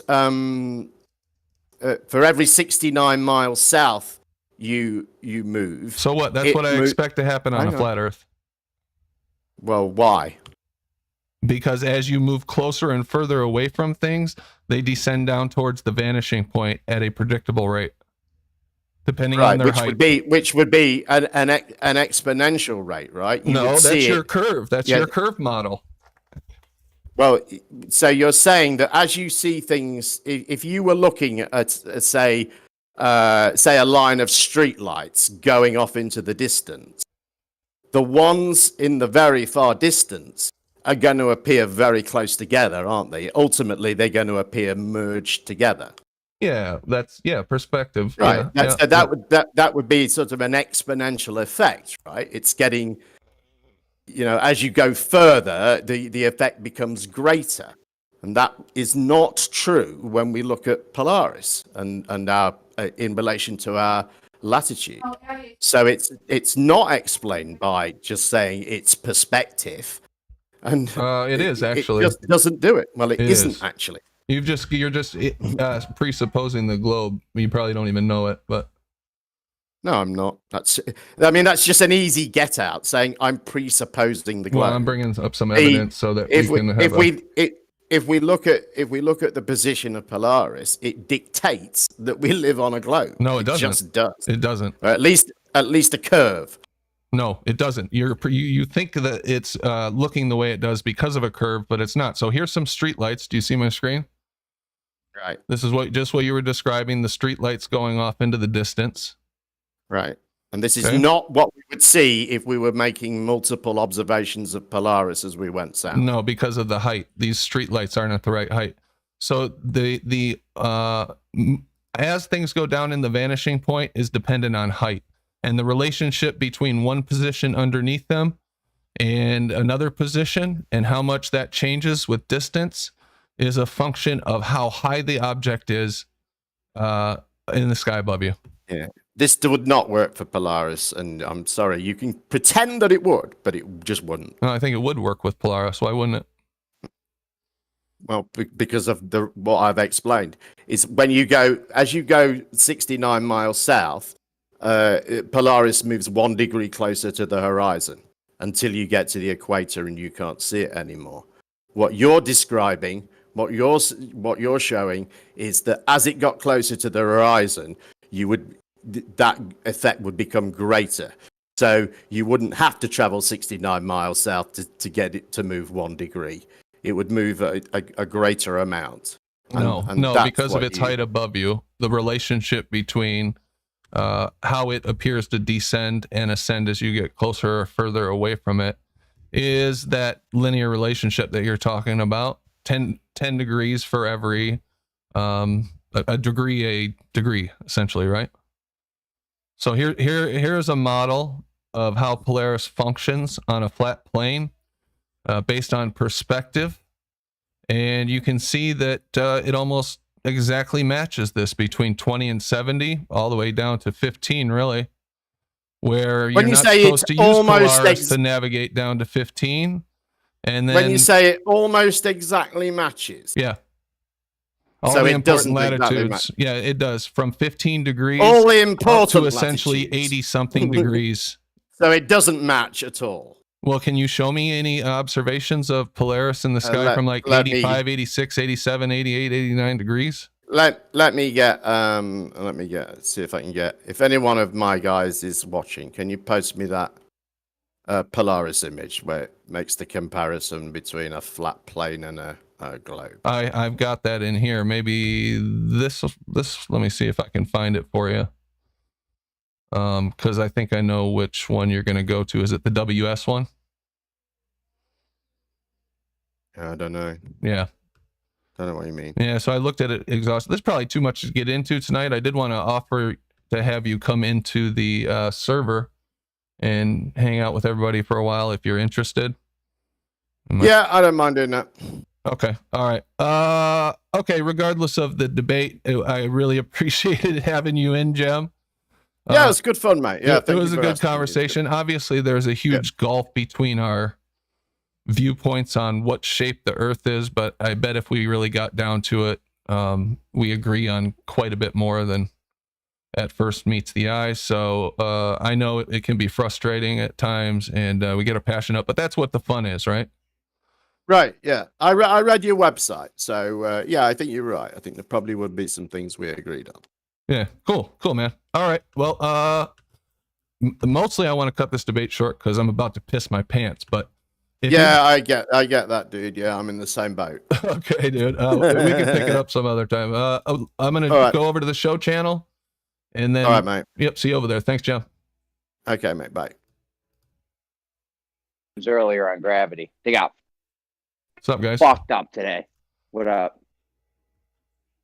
Jeb's gonna be stopping by.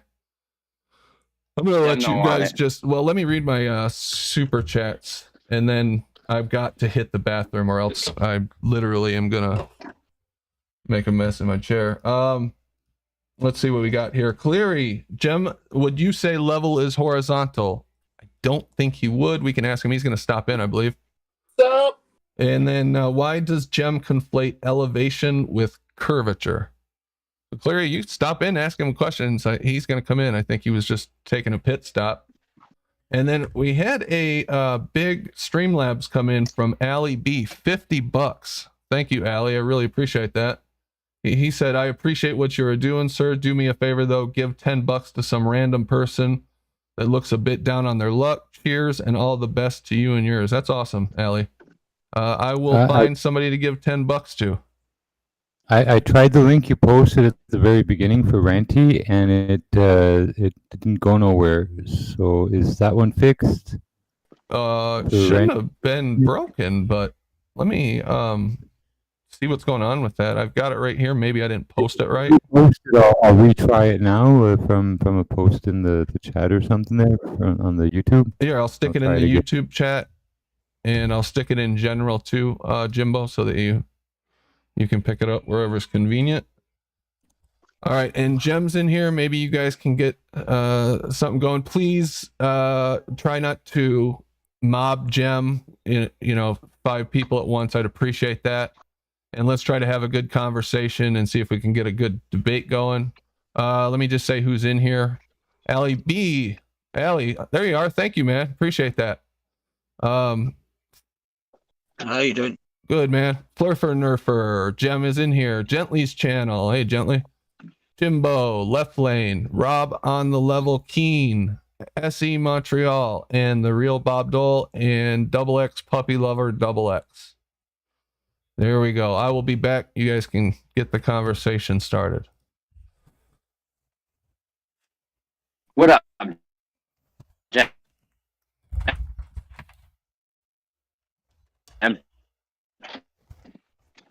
Check. I think you're dropping out a bit, mate, there. I think you're roboting a little bit there, Jeremy.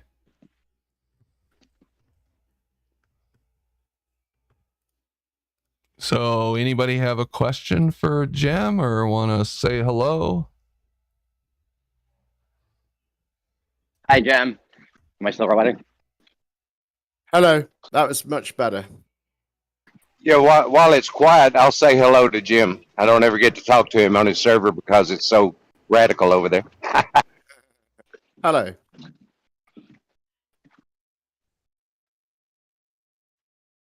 Probably We killed you guys on gravity. Probably What's up, people heard me talk enough anyway, maybe. Sort of drone on a bit, don't I? A little bit, sometimes. But he always seems to have good stuff to say. Uh-oh. Sometimes. Jem's cool for a Glober. I've seen worse. That's for sure.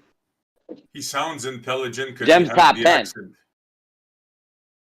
Did what, S.E.? I said Jem sounds intelligent. Yeah, Jem's top 10 Glober. Just kidding, just kidding. Just off his...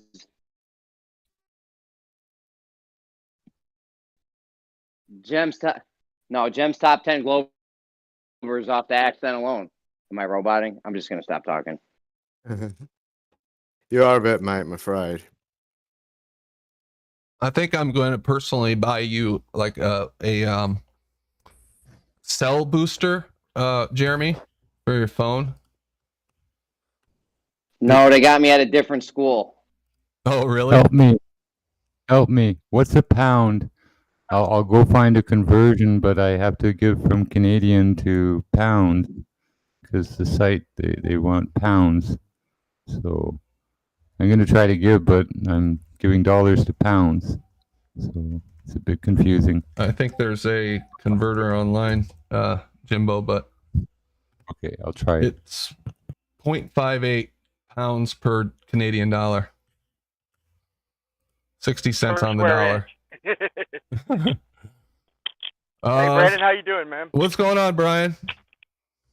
I wanted to ask Jim a couple easy questions, but very, very fruitful. Is that cool? Hell yeah, go ahead. I had enough of him. He beat the shit out of me for long enough. Your turn. I mean, he did it as good as could be expected, holding on to respect, and so did you, man. Y'all kept y'all shit together. A couple of little backhands he threw at you, but man, that's cool. Hey, Jim, what could we do? I'm not 100% sold the Earth is flat. I'm pretty damn sure, but I'm not 100% sure. I won't allow myself to be 100% sure on nothing unless I know for freaking certain. But what evidence would you accept for a flat Earth, man? What would we have to do to convince you? Well, I think it should be possible to have, flat earthers always say we see too far. Well, I say we don't see far enough. And I think it should be possible to have an observation, a long distance observation, which is impossible on a globe. And there hasn't been one yet. There's been somewhere, obviously most that involve some refraction, and it isn't, it doesn't comport with a geometric description of the globe, but there hasn't been anything which, cannot be explained. And so I'll elaborate slightly. For instance, one piece of evidence that flat earthers have used in the past has been this, the record-breaking long-distance photograph. These things from the French Pyrenees, Canigou, and those sort of photographs. And that photograph, the longest one now, I think is 275 miles. So we know it's possible from not a massive mountain to see 275 miles away. So it would be nice if we could see that and see, some recognizable things, some recognizable landmark that we can, get that wouldn't prove nothing. Measurement from. That would prove absolutely nothing. Well, I think it would. I think No, that's worthless. That would prove nothing on either side. Well, this is So what you're just wrong again. Well, hold on. He asked me what would prove it to me. And that is what. Yeah, it was an opinion. It was an opinion question. That's what would prove it to me. So I'm not wrong. If you've got some other idea, I don't know what it is. But if no, bro. It wasn't a right or wrong question. Hold on. If I can see a beach at 275 miles away, that's not. That's pretty damning evidence. That would be pretty amazing. But of course, I can't see that. Yeah. I'm good with that answer, man. Jim, it wasn't a right or wrong answer. No, it'd just be like. Because I get asked a lot. It would just be an excuse. That's why you can't use it. You have to measure it. That's why you can't use optics as a proof of anything. It would just be an excuse of light bending. That's why it's not a good answer. That's what I was saying. Well, just saying, dismissing optics, that is everything we can see, and saying things we can see are not good evidence. Y'all. Let me, I think that's ridiculous. I only had one more question, guys. Y'all give me one more. I only had one more question. Hold on. Address the fact that he just made the statement that he should think that he should see a beach, which is the shoreline of the ocean and the land. He should see a beach at 200 miles away. The fact that a grown man makes that statement. Why shouldn't I? That would never happen. Well, let me respond, guys. Let me respond one time, guys. Well, because of your made-up bullshit about stuff in the atmosphere. Like I say, hold on. We know the evidence tells us. You're triggered. The evidence tells us. The evidence tells us that we Dr. can see. Etherband is in the house. I'm still talking, twat. Yeah. The evidence tells us that we can see 275 miles in the same atmosphere. So if you, that's at altitude, Jim. Hey, now, let me say, y'all give me a second, guys. I accept your answer, Jim. There's no evidence. There's no evidence that there's lots of stuff below that altitude that stops us from seeing things. You're kidding, right? You just made that up. I made up particles in the atmosphere. Show us the evidence. Travis, Dave, please, hold on, goddammit. That was my fucking fault. That was my leading question. Brian. It wasn't a right or Go ahead, Brian. It was just an opinion. It was an opinion, okay? My simple response to that would be, is once we get up to about a few hundred feet, then the atmosphere dictates how far we see. That's a simple one. So that's not going to prove either way. Oh, okay. Okay, it definitely doesn't prove a globe. But we got observations, in my opinion. But you have absolutely no evidence for what you've just said. My main question is I'm not going to make a diehard claim. They say, when they ask me, they try to say, like, the best. But for what you're saying to be true, there'd have to be some big difference in the polar. To me, go ahead. You're roboting, Brian. Okay, how about now, man? Damn it. Now it's better. That's okay now, yeah. Okay, look, I was gonna say, my example would be, as far as the stars go, depending on how you look at it.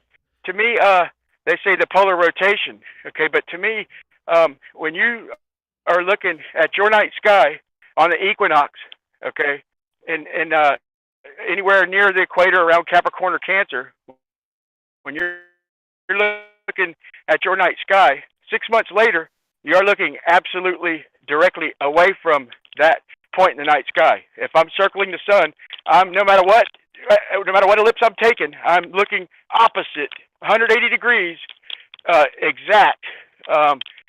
6 months later, how come we can still see parts of the same constellations on Earth? Maybe not where I'm at, but why on Earth, anywhere on Earth, would I be able to see? To me, that's impossible. But if I get a good enough answer, man, I'm willing to listen. But some of them do effectively go behind the sun from our point of view. That's where we get our zodiac from, right? Yeah, but you're right. When we lose a couple constellations, the sign that the sun is in at that time. So they do change in that sense. But it really depends on your position on Earth, and obviously the rotation of the Earth. The what they call the field rotation, right? So one last thing. How can I join I'm not much of an astronomer, I have to say. So I mean, either. But how can I join your? Is there any way you could send me a link where I could join your server occasionally from time to time? Yeah, sure. Yeah, no problem. There are links in my videos anyway, or most of them anyway. But I'll send you a.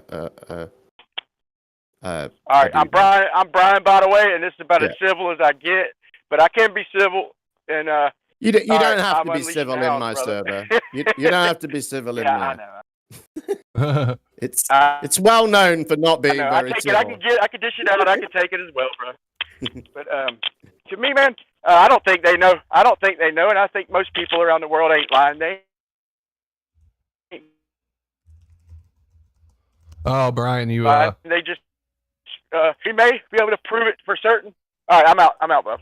All right, you're just roboting. You're dropping parts of sentences. Sorry, Brian. I did want to hear what you say. Yeah, go ahead. Can I clarify with Jim? Go ahead, Ricky. So, Jim, is the atmosphere more dense the lower we are, the higher we go? It's more dense as you get lower. So what makes it more dense? Well, ultimately, gravity does. But I mean, more stuff, right? Right, but it isn't. So why did you say there was not more stuff? It isn't good enough to just say, "Oh, well, it's denser, ergo I can no longer see through it." That isn't. Well, that just isn't necessarily true. We would yes, it is. We would expect there to be clear days where we can see a lot. Okay, a I'm lot no longer further. talking to you. Even if you could offer some mechanism that stops us from seeing stuff lower down, and you can't.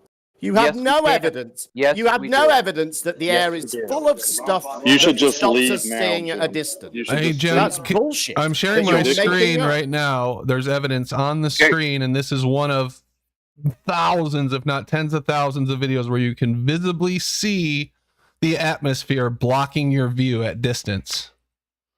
Jim, do railway lines look like they're coming together? Yes. Ta-da. Could I say something about this? So what? Again, we can see this mountain in these long-range photographs at 275 miles.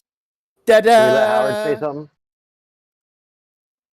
Yeah, go ahead. You see the mountain silhouetted, though. That's the thing. How are you going to see a beach silhouetted, Jim?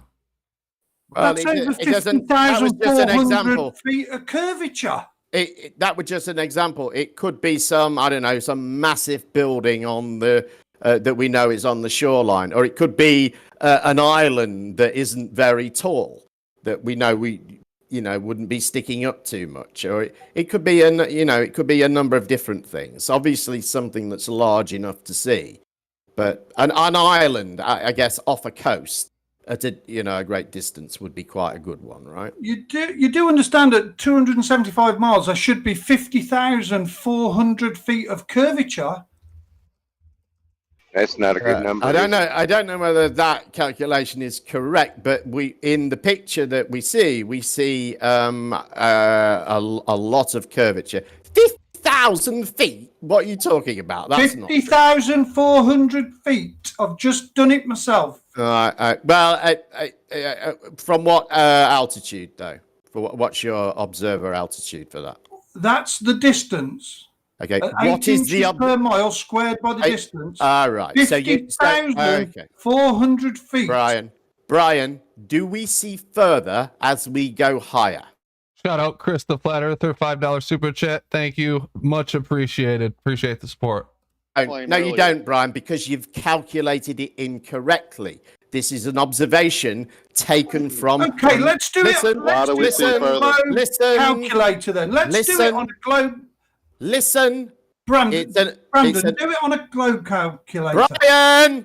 It's an observation taken from the top of a mountain. Obviously, you do not see the same from the top of a mountain as you do from the bottom. Yeah, do you? Why is that, Jim? Less stuff in the atmosphere, correct? Thank you. Which debunks what you said earlier. No, it doesn't. Yes, welcome to Flat Earth, Jim. You have to show that that's an effect of the atmosphere, and you're can't show that. And you're agreeing with it. No, I'm not. The atmosphere is always there, Jim. You just said the exactly. Higher Thank you very much. That image, doesn't it state the elevation? Yes. Well, then we can run it through a curve calculator. Yes, go on then, do it.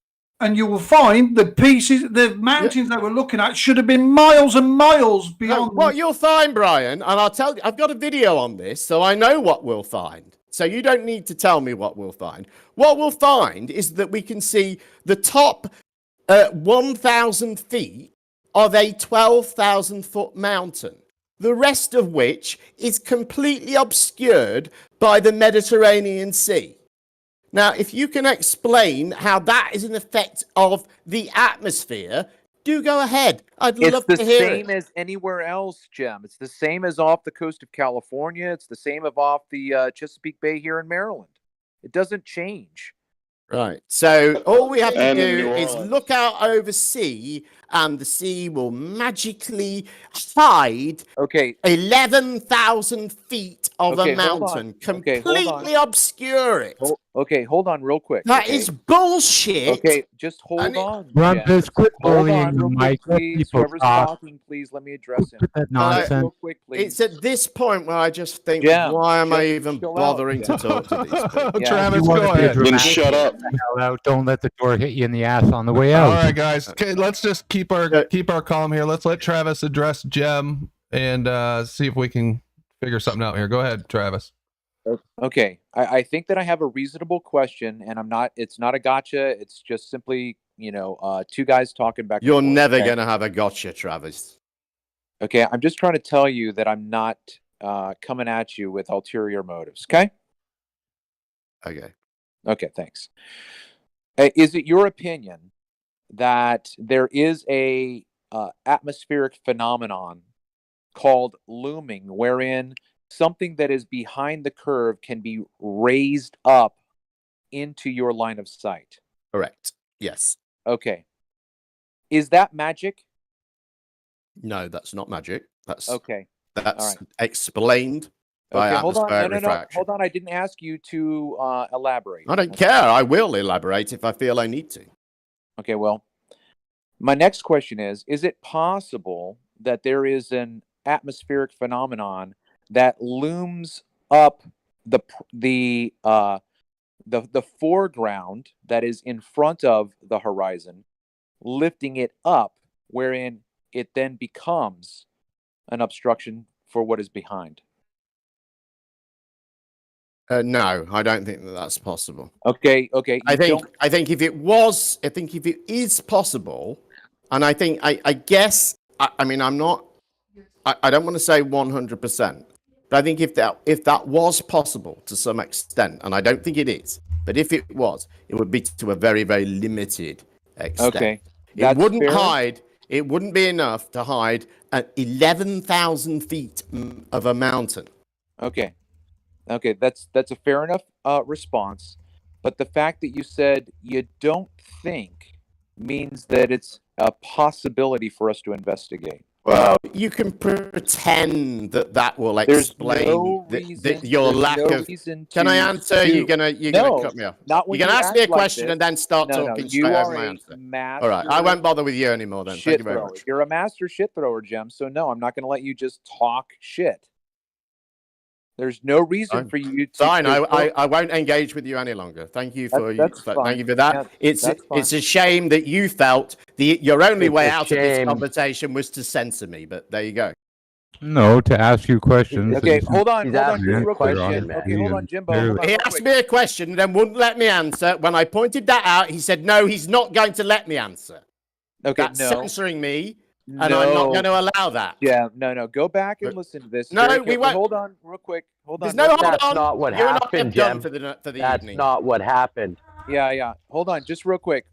My question now to you, Jem, is there a difference between your name calling and my censoring? Is there a difference between either of those behaviors? No. Okay, so now we're at ground zero. Okay, so you threw shit at me. I censored you. We're now at ground zero. Okay. Now, again, it simply is for me to put this out in front of all of the audience that is out there and whoever's going to listen to this in the near future. It is an alternative explanation that there is looming in the foreground just as possible as there is looming in the background. If you allow the one, there's absolutely zero reason for you to disallow the other. That's bullshit, of course. That makes a lot of sense, though, Travis. Well, the thing is, the way when we describe looming and when we observe looming, it happens within certain constraints. It cannot. It could not. Wait. What are those constraints? What are those constraints? Wait. I'm still talking. You need to elaborate on those let him get it out of his mouth. You gotta let him finish. I wasn't about to say what the constraints were. Jam, you're such a drama queen. Well, that's just because I never get a sentence out without some shithead we're not going to talk about the interrupting me. constraints. I can't complete a thought ever. Oh, that's very sensible. Hey, That really, it's no different than you really helps the conversation go along. I We're do not have a talking about the question constraints from anymore. Making silly noises. Very good. This is devolving. I got a question from chat. I'd ask you. Pretending that some unknown possible explanation can hide over 2 miles of a mountain is just making shit up. And anyone can do that all day long. What is this phenomena? What evidence do you have for this phenomena? How have you measured it? What is it caused by? You don't have any of this information. Are you okay, Jim? You gonna have an aneurysm? Settle down there, big guy. That's not really a controversial claim anymore to say that there's proximate looming in the foreground that can obstruct objects in the background anymore, Jim. I mean, it is an extremely oh no, well that's said, a controversial claim. With who? With all of the flat earthers who come in here. Well, and Rumpus, he's the one who acknowledged it. There's been other. I think he allowed some tiny little bit of it, didn't he? I don't think so. Why are you trying to minimize what he did?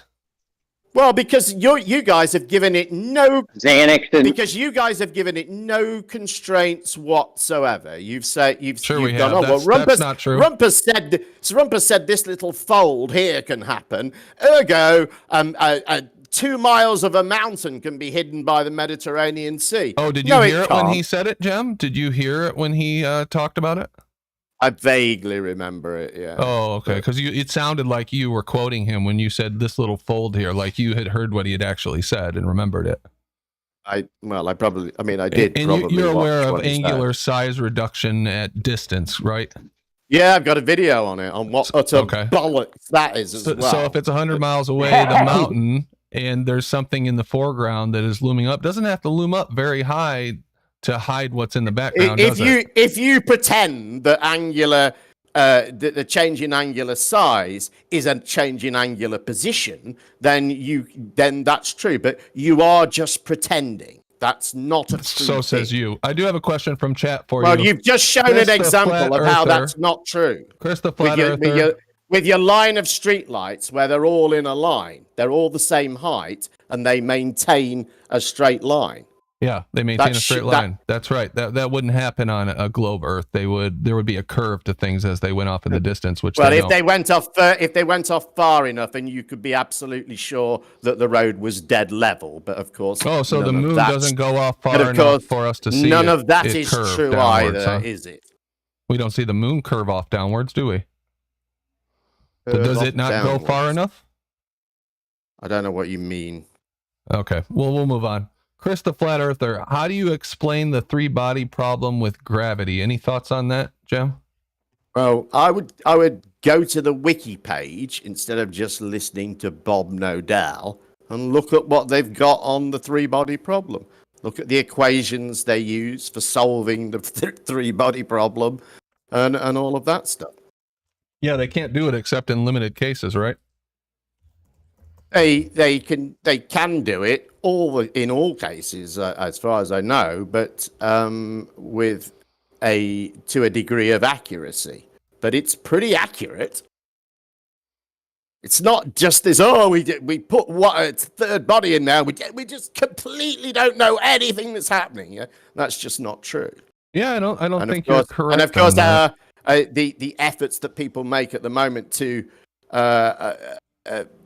get a better understanding of gravity are steps that we're making, towards that fuller understanding. Things like the laser bounces off the moon and things like that. Well, here's what Wiki says. As you suggested, I went to Wiki. It says there's no general analytical solution to the 3-body problem given by simple algebraic expressions and integrals. Moreover, the motion of 3 bodies is generally non-repeating except in special cases. And then it shows you a couple examples that obviously wouldn't make sense for rotations of things around each other in space. I think you'll find a series of equations on it. There's some special cases that are kind of like going back and forth or going in a figure 8 that they've come up with a solution for. And I'm sure there's more to it than I'm aware of, but this page makes it pretty clear that they haven't. There's no general solution to the problem, so that definitely is something that they haven't solved, unless you want to invoke something else to cover up the problem. Well, the first section in here is mathematical description. Brandon, check your DMs real quick, please. Brandon, stop with your non-knowledge of 3-body problem. I just did what he told me to do, George, which was wiki it and read the sentence, and it says that there's no solution. What do you want me to do, George? I'm just repeating what I'm reading on the wiki page. Why don't you come on here and tell us about it? What did you say? There is no Jeremy? solution, but Brandon, check your DMs real quick. But my point was that we can make calculations to a degree of accuracy that is pretty accurate. What about gravity in general? Is gravity a pseudo-force? Yeah, it can be. It is described that way. Yes, I think. Okay. Which gravity? Does it obey Newton's? Does it adhere to Newton's laws of motion? Yes. Well, Newton's laws of motion adhere to it. I think would be probably a more correct way of saying it. So the pseudo force does obey Newton's laws of motion. Ooh, that hurts.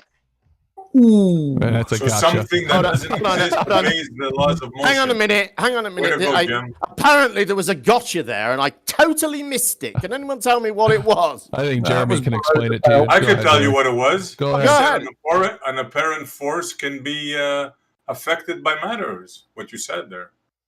Right. And what's the problem with that?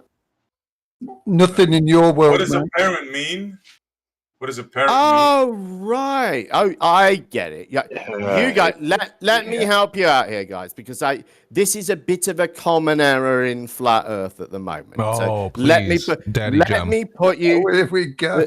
Let me put you straight on this. This is how it works, okay? There's reality, and then we create words that we use to describe reality, right? Okay. So the far. words, Ether band.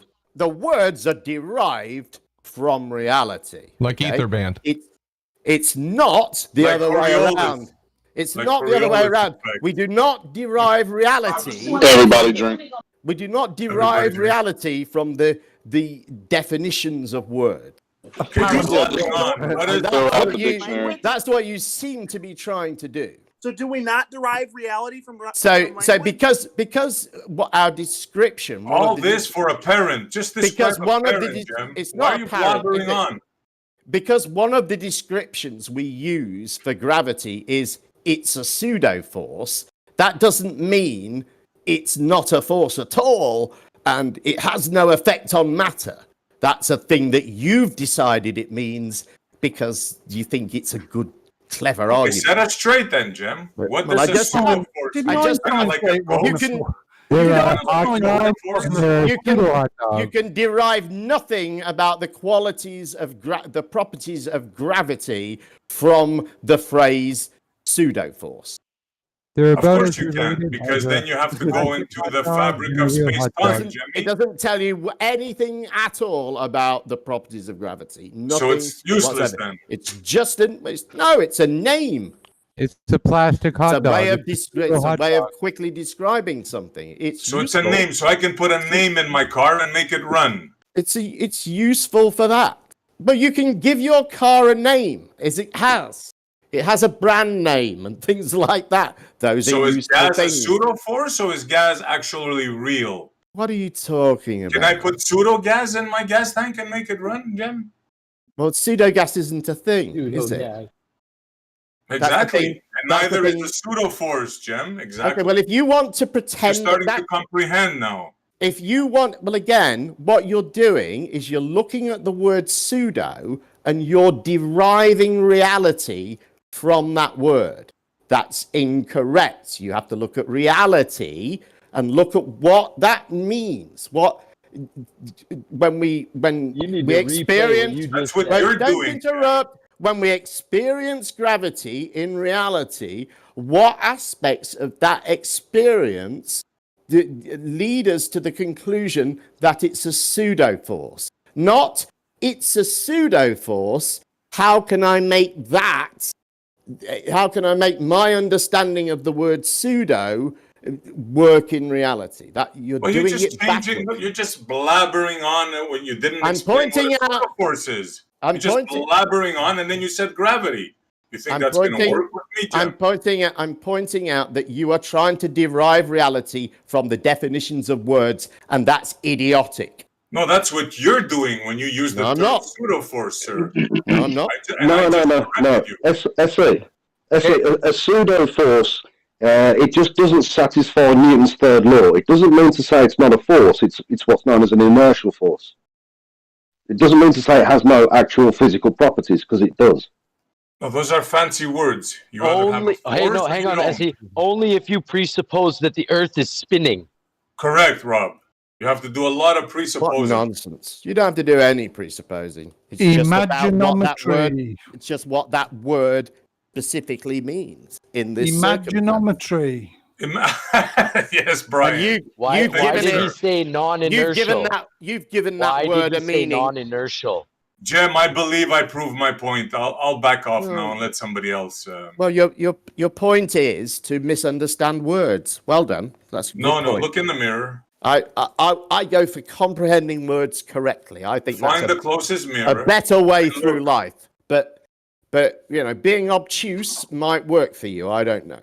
No, sir. When I go to the gas station, I put real gas, not pseudo gas. So now, unless you come up with some pseudo gas, that's a lovely little thing.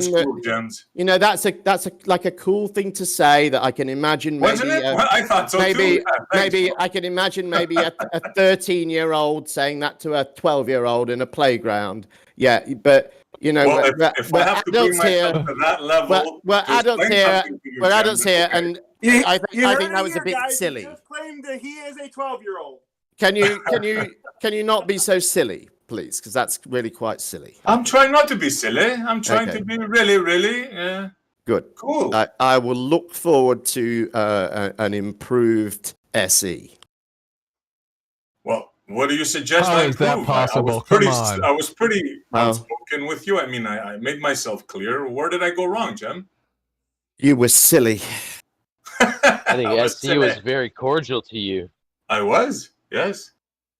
So I was just not looking really. at this definition. Not really. He wasn't cordial to me. He wasn't. He was polite in his delivery, but the things he is saying, they're not things of cordiality. Remind you of anyone? I'm are you aware of I'm not cordial, and I do not claim. Listen, right, I'm not cordial, and I do not claim to be ever. Okay. So then why do you Jem, worry I'll about give you everybody one else being thing. cordial to you? Occasionally, I might be by accident, but it's not my default state is not to be cordial. Thanks for being here, Jem. I appreciate it. That's what I was gonna say. I give him one thing. It's my displeasure. So even though he was wrong 100% and we had to school him, he has guts and he came. What? Hold on a minute. Hold on. What does pseudo mean? Here's the definition of pseudo: derogatory, not genuine, spurious, or sham. Shout out Brian. I've got a definition here too, though, that's pretty interesting, which says a pseudo-force is one which arises due to the acceleration of the observer's frame of reference. Meaning that when you say that Coriolis is a pseudo-force, you literally are presupposing that the Earth is moving. That's what you're saying when you say that. Well, how about this? Your reference frames have been How ruined. about this for a definition of pseudo? Okay, number 2. Right. Well, let's do number 1. So we're being very honest. Supposed or purporting to be, but not really so. False, not genuine. Number 2, resembling or imitating. Okay. Fair enough, but this is specific to pseudo-force how it's used in physics, the one I Right, just read. so it's not a force, but it resembles one or it imitates one. Yep, and if we say yes, it's a pseudo-force, that means that we're agreeing that the Earth is moving. That's the problem. I think if we take this, sorry, John, if we take this this definition, I think it works fine. It does resemble a force, and or you could say it imitates a force. Go ahead, dude. Sorry. It's just it's an unfortunate colloquial term. It's not the actual term in physics. If you were going to term it in physics, it would be an inertial force, and that's simply because it doesn't satisfy Newton's third law. Okay. All right. Inertial force. Got it. Which presupposes that the Earth is spinning. Yeah, it doesn't matter what you call it. That's the idea behind it, right? At least in the case of Coriolis, Earth-based. I think the fact that the Earth is spinning is well evidenced and doesn't require any presupposition. Are you kidding? How? I don't know. You couldn't give me any evidence that the Earth is moving earlier. Any way that I could figure that out myself. Really? Yeah. I think I did. A plane flight's slower one way than the other then? Why would they be? Really, Brian? Because the Earth I'm not going to do. I'm not going to do underneath this. them, is it not? Well, that would be really plain not. evidence we're moving. It's not my style. I don't like to be involved in these sort of arguments. I think they're pointless. Do we have any plain evidence? Ultimately, the ultimate end to any of these arguments. I can sit here all day showing you pictures of the sun going around Antarctica, or of whatever it may be that we're talking about, and all you will do is come up with creative ways of saying I don't believe you. So I think these sort of arguments.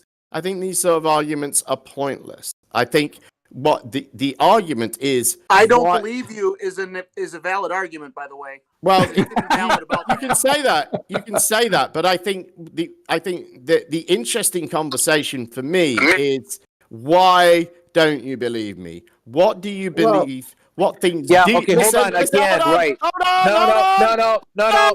I haven't finished my point. Yes, you I will have. not be interrupted. Yeah, you're I will done. continue to talk until you shut up, Travis. Are you Rumpus's I've not made lover? my point. I will keep Are you in talking Rumpus until bedfellows? I will. I have not made my point. I have not This made my is a point. technique. I will not be interrupted. I will not be interrupted. Let him finish, guys, before Thank he you. rage quits. Okay, so the argument as I see it is about why people believe things, what people believe to be true, and why they believe it, and what reasoning they can offer for why they commit something to knowledge or they reject something from being committed to knowledge. And those, I think, are the important arguments. That would be where we could reach a point of agreement, maybe. Well, we never will, but that would be a place. But I can present evidence to you all day, and we can argue about what Coriolis is till we're blue in the face. And it will just be completely pointless, because you'll just say, well, I don't believe it. I don't accept that. It's not good enough for me. Well, fair enough. How does a plane ever get where it's going if the fucking place is moving underneath it? It's like I just didn't speak. You didn't talk shite. You did try to pivot to the psychological reasons why somebody would accept or reject evidence, but there are people in the audience who may or may not have heard, your arguments, and they deserve to have, argument, counter argument for the enterprising, flat earth globe earther who's wondering for reasons of, hey, what reasons do we have for the globe, moving or not moving at all? So you would still need to provide those reasons for the person in the audience who hasn't heard this before. Oh, look in the sky. It's evident that it's moving. That's good enough for me. If it's not good enough for you, if it's not good enough for you, is moving. That's if it's correct, not good Jim. enough The for you, sky is fine. moving, You can. Jim. That's right. You The sky can is pretend. moving. You can pretend that that's true if you want, but You just said I the think sky that's is silly. moving. That's the an sky is idea moving. that we put to bed 500 years ago because it didn't offer as much explanatory power as a newer, better idea that we currently use. People have known we're on a flat Earth since the dinosaurs, Jim.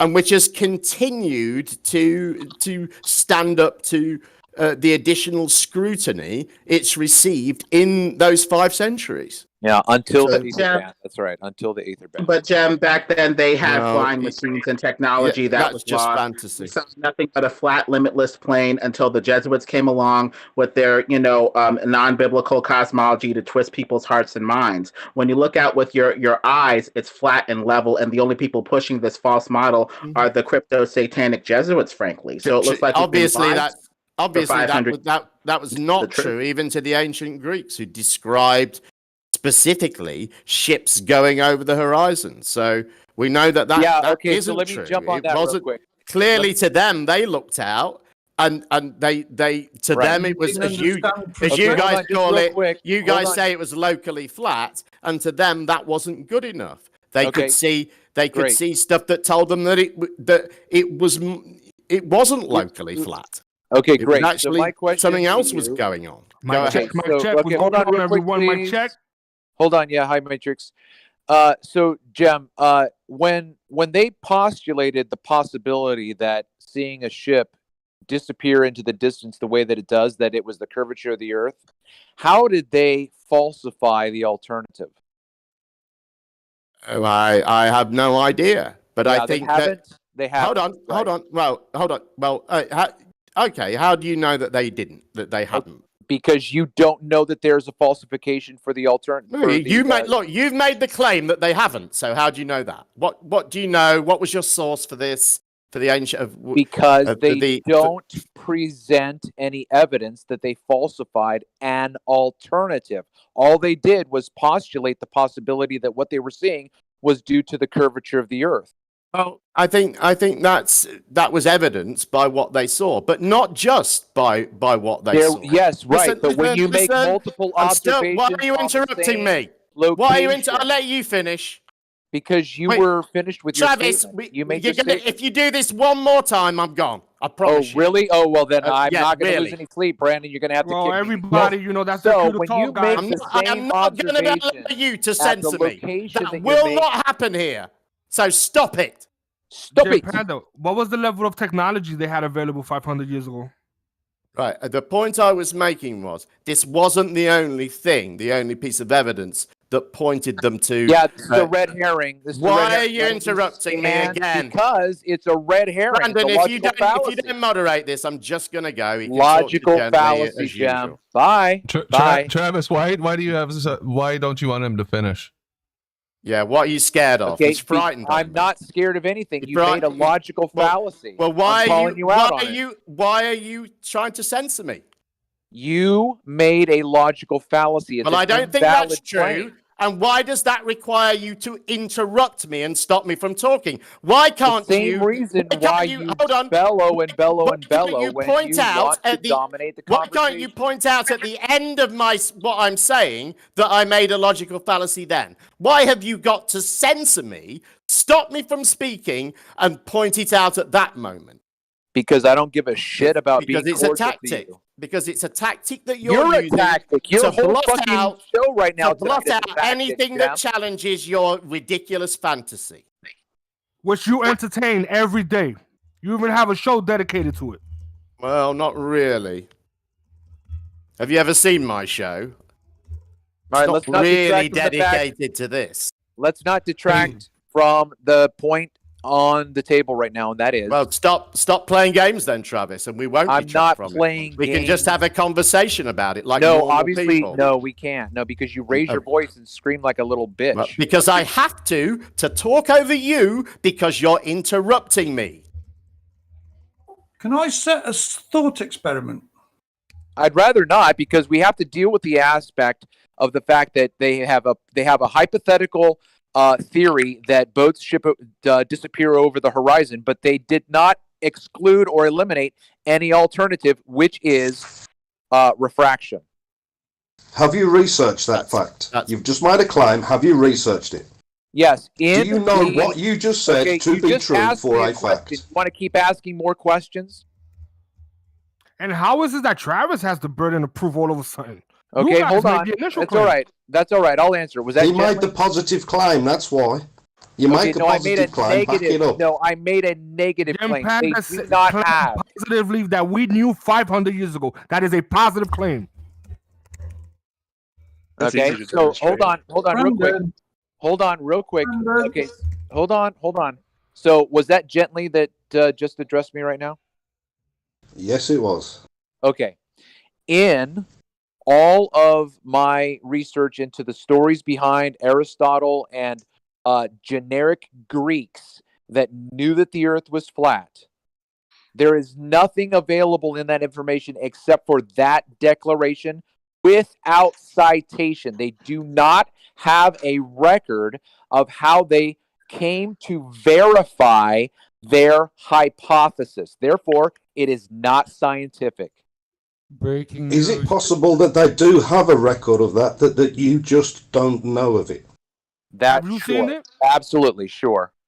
Just a little side note. So you can't make the positive claim that it doesn't exist? I can say up to this point, based on what I have seen from mainstream YouTube media, which would include PhDs like Michelle Fowler, when they give their very first reason why they believe the earth is a globe, it's because the Greeks have known for centuries, and Aristotle is known for centuries to have observed boats going over the curve. All they do is make a bare assertion they have no scientific validation for. Did you just say you researched this topic on YouTube? My test. Yeah, we've all done it. Not just him. Don't single him out. All I've of the also, hold on. It's all right, Matrix. I can handle myself. It's all right. I have also, hold on. I have also done searches on Google's to look up EDU sites, and all they do is tell the same old story. You can cut and paste their fucking story in every EDU site. All they do is cut and paste. So EDU, not a historic site, no? Okay, when I put in a search for scientific evidence in this field of discussion that we're talking about right now, and the only thing that comes up are EDU sites, then the fact that they are not allowing PhD or peer-reviewed papers to come through in my search is not my problem. I thought the P900 had totally debunked that anyway. You can zoom in and out and the ship disappears and then it comes back into view again. That's not End true. of story. Brian. That's not true, Brian. Yes, it is. I'll tell you why that's not true. It is. All right, I'll tell you why that's not true. You can do that with a boat, but nobody's ever done it with a ship. Because the boat, well, I'll tell you why. The boat, nonsense, bro. You are so full of nonsense. Right, show me it with a ship. Show me it with a ship. Let's see it. Hold on. It's not always, you can't always zoom back in on stuff. But you said earlier, Jem, about the ether band, and you said Hold that on, don't let it them wasn't off. real. Don't let them off this. Well, this will help explain it here. So there is this band of atmosphere. What is blocking the bottom of the sun in this picture? In this video? Oh shit! Hang on. Hang on. What are we in now? Which one are we in? General. Just while cameras you see are this adjusting band here. Which channel are you posting it in? Oh no, it's on my live. I'm streaming it into the channel. Oh, right. Hold on. This is for later, but Bill Gates is now Sir Bill Gates. He's been knighted by the Queen. So he should be. I don't know what that is. It's difficult to see. This is a close-up of the sun, and you can see this band of atmosphere, and it even extends up here. That's why this looks so I don't wavy. know that that's atmosphere. That could be land. It could be sea. It could be anything. I have no idea what that is. You can tell me it's a band of atmosphere, but I don't know whether that's true. Could be cloud. Could be low cloud. Could be anything. Hey, that's a great looking video. What channel is that from? That's from the Plain Truth channel. So you're telling me that it is possible. You said clouds. It could be atmosphere. So it is possible for other things to block the bottom of objects. It's true, but when this cloud blocking an object, we can see that this cloud blocking an object. Just because this video isn't very clear in that regard doesn't make it killer evidence. It just means it's not clear what we're looking at. Okay, well, let me bring up another video then that is clearer, and let's see how you what you think about this one. Just 1 second. I don't want to get away from this yet. So this was taken by Pete the Great, who is one of our panelists on occasion, has been doing some firsthand observations, and I'll just play part of this. Let me find the spot. All right. That's 80 meters away, 240 feet. He's going to open the door here. You see that light on the right? It's about 1 to 2 centimeters off the ground. And watch what happens to this. And I want you to tell me what that goes behind. Obviously, it's not clouds. It's not the ground. It's not the sea. So what is hiding that light? What's hiding the bottom of this? What's hiding the bottom of these ships right here? I have no idea what's going on there. It's too difficult to tell. Too difficult to tell. Do you need it close up? Let me do. What is it? I don't even know what it is. Physical. Jim, would you agree? It's not something physical doing it. I don't even know what it is that. The light. He'll play it again and keep an eye on the white light. I love that stutter, by the way. So here the door comes down. Mimicking it. That's really not completely juvenile at all. So what is it that I'm supposed to be looking at? Okay, so you see the target in the center of the video, correct? Underneath the door, the garage door. talking about the red thing, the red glowy thing. This is what that is back there. It's this wood target with this red ship on the right, with the black top. And you can see how high these things are off the ground. And then on the right, this is what we're really interested in, is this light right here, which is like 1.5, 2 centimeters off the ground, right? And this green thing in the back, which is kind of a LCD emergency flasher thing or something. And there's some lasers, right? Okay. So just keep this in mind. Right, and then I'll go back and I will just start this from that point where the garage door comes down, which is right about there. And oops, let me start it a little earlier. So there it goes up. And just watch it and try to figure out what happens and what hides that light on the right. Yeah, I have no idea. No idea. You have no idea, but there's something blocking that light, right? It wasn't 2 seconds ago. Now it is blocking the light. So what is blocking? Oh, shit. Am I cutting out? Hold on. I'm cutting out, I think. I think I tried to do too much here. Can you guys hear me?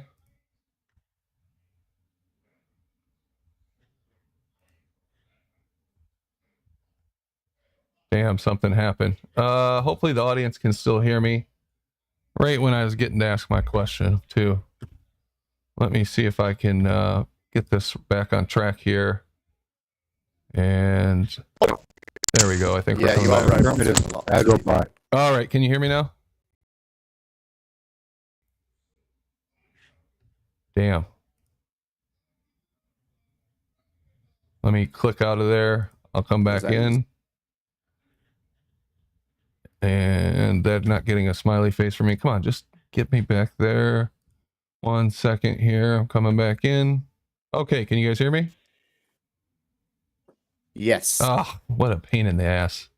I tried to do too much. We're just going to have to live with this small picture, I guess. So I didn't hear if you answered the question, but what do you think is blocking that light or was blocking that light? I don't know. I don't even know if anything is blocking the light. Well, I mean, you can't see the light, right? Right. So you could see the light, then you can't see the light, then you could see the light, and it all coincided with cold air rushing in. So what is possibly between us and the light when it disappears?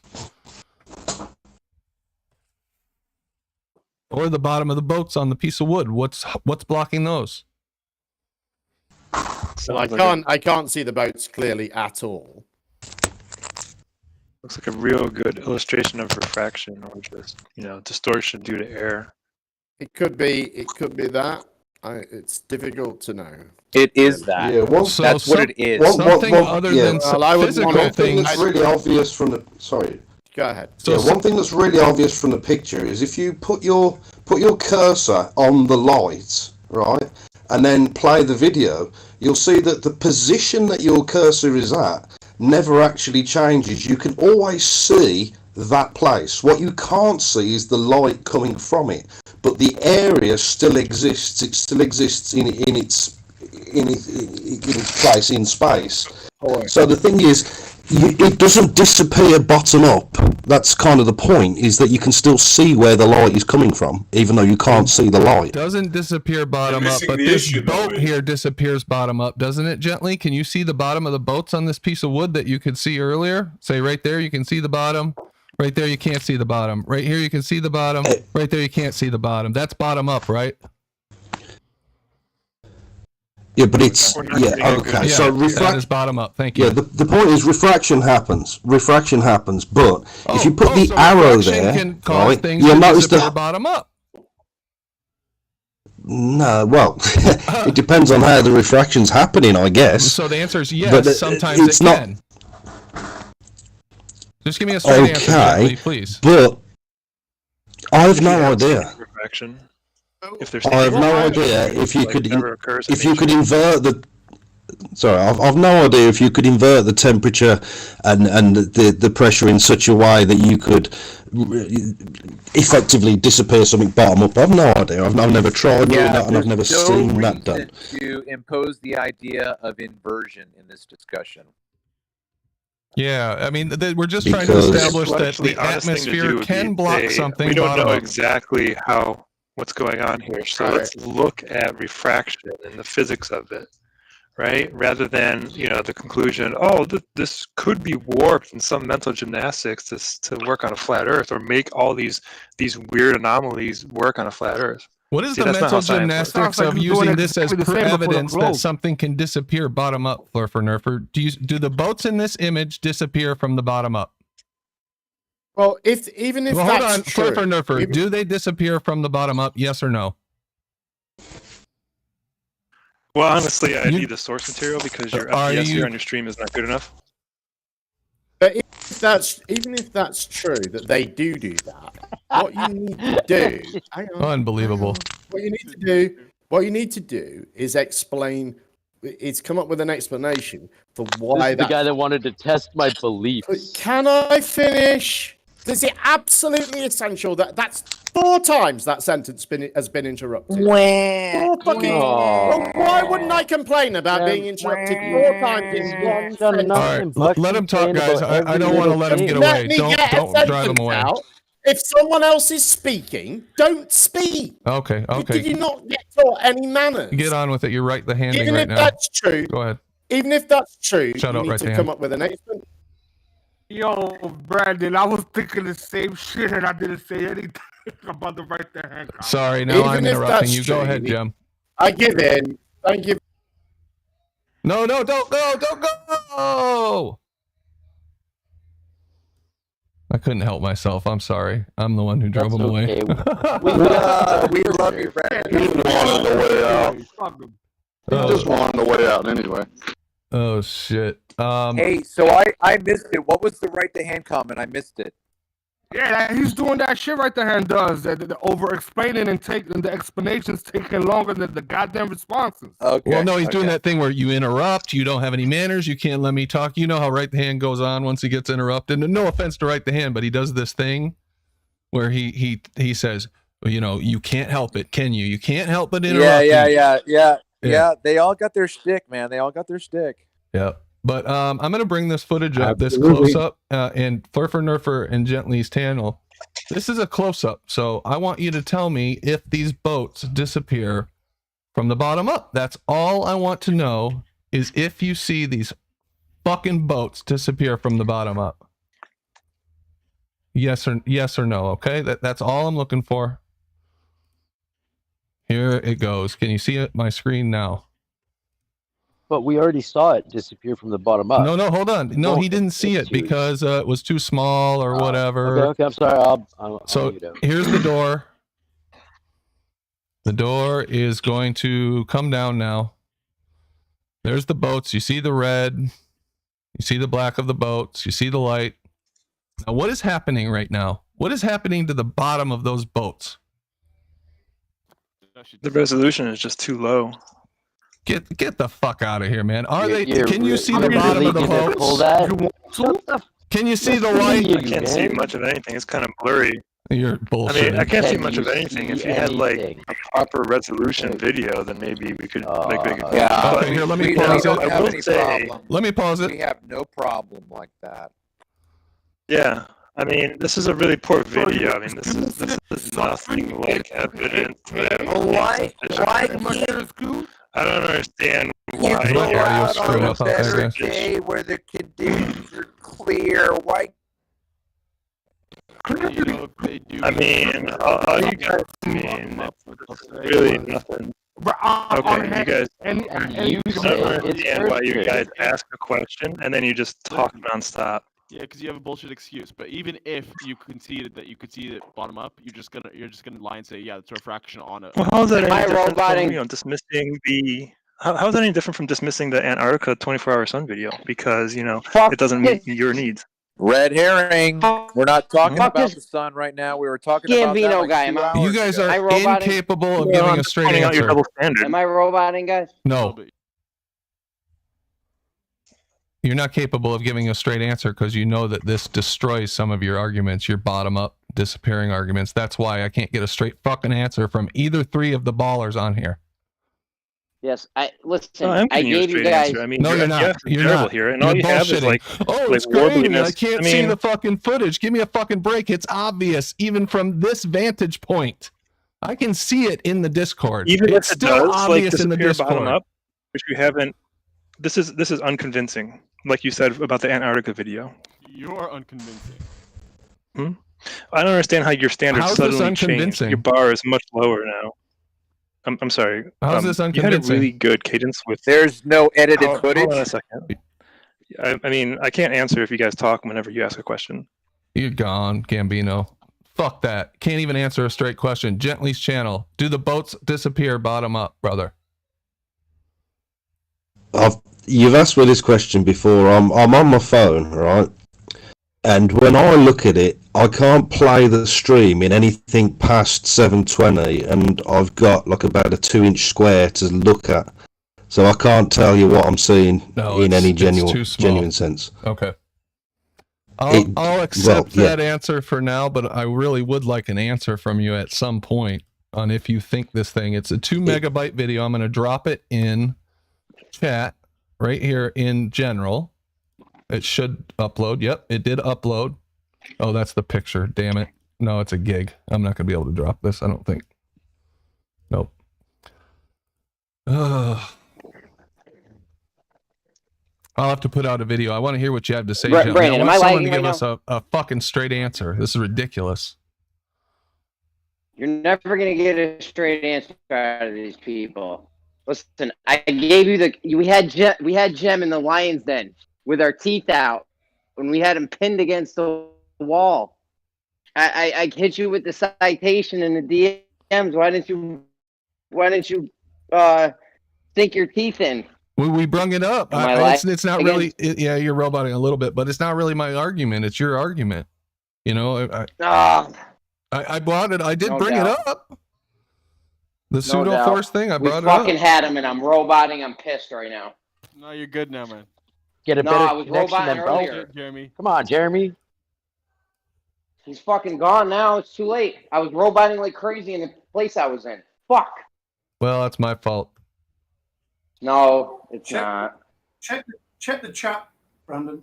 It's not our last opportunity, guys. We got lots of time. And it's the yacht in the background, not the one in the foreground. Okay, here we go. I should still be sharing my screen. I tried to open that argument. Damn Premiere Pro, man. That sucks up the fucking bandwidth, that thing. All right. Tell me that's not a tight argument though. Like we had him. He said everything I needed him to say. It was perfect. I missed it, man. What was it? Real quick. It was about Newton. It was about gravity being a pseudo force, and Newton's laws they fall apart with pseudo forces. You know, and they want to say yeah. Didn't you hear him double speaking, Jeremy, when I was questioning him about the forces? I don't know. I was cutting in and out. You missed that part, bro? Spot. I was cutting in and out. I'm in a bad spot Hey, right now. SE, I'm gonna call you out, man. You need to because it was you. Spend some time. Be careful, Travis. Hold on. Spend some time going back. Spend some time going back over that clip and do a video presentation where you ask the question and he double speaks. You know, just get it out there. Yeah, I'll try to do that. Listen to it, Jeremy. You're gonna see, bro. He was chop suey over that. Let's put it that way. Yeah, I mean, if anybody's honest, if you're sitting here listening to the absolute refusal to answer a direct question. I think it was last night or the night before again when we were talking about it with the opposing side.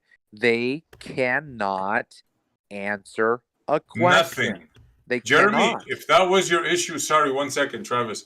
Jeremy, if that was your issue, I jumped right on him as soon as he said it, bro. Just play it back.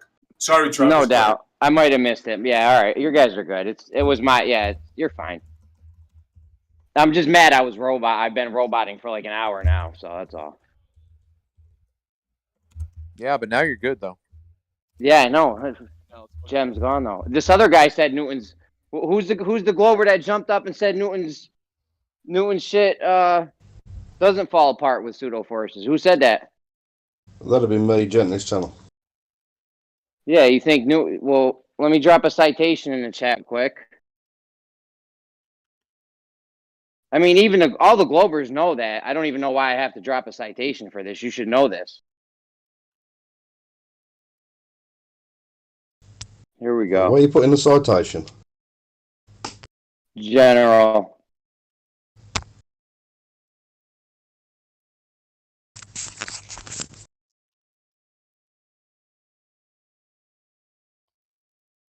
All right, pay close attention.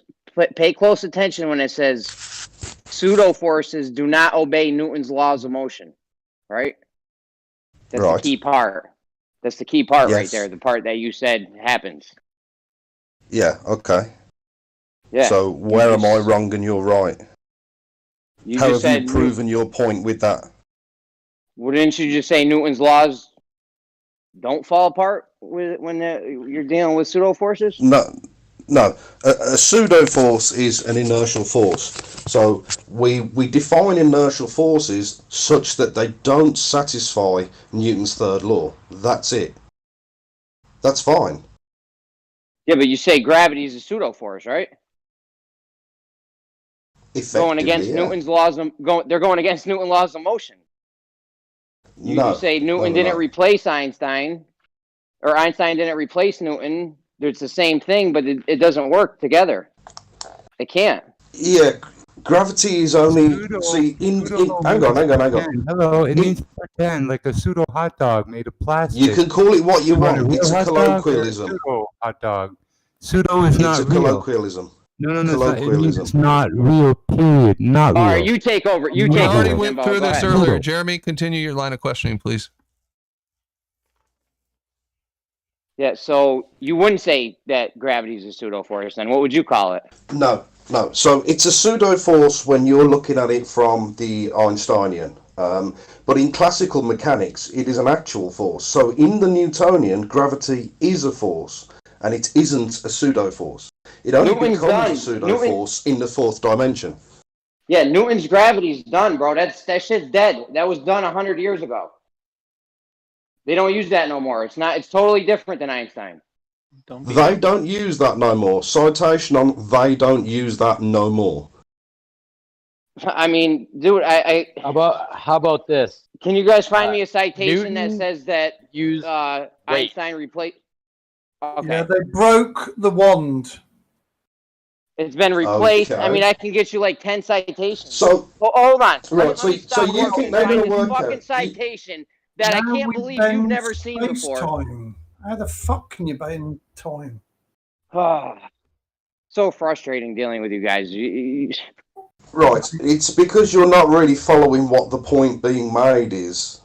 No, the point is Newton and Einstein are incompatible. Totally. No, they're absolutely compatible. Einstein breaks down into the Newtonian quite nicely. Except for the fact that gravity's a pseudo force, and Newton's laws of motion don't work with pseudo forces. Except for that part, you mean? Yes, but that's got nothing to do with the point in hand. There is a difference between classical mechanics and Einsteinian mechanics. Okay, or relativistic mechanics. Yes, okay, we all know that's the case. It doesn't mean to say the two are incompatible. Laws of motion we are brought a incompatible. citation saying they're not. Newton's laws of motion are incompatible with pseudo forces. What do you not understand about that? To quote the editor, it would be Newton's laws of motion that would define what is a pseudo force and what isn't. So how can they be incompatible if you're literally getting the information from source?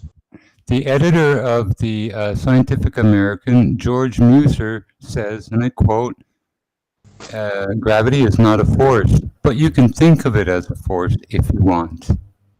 Yeah, okay. So I will. That's fine.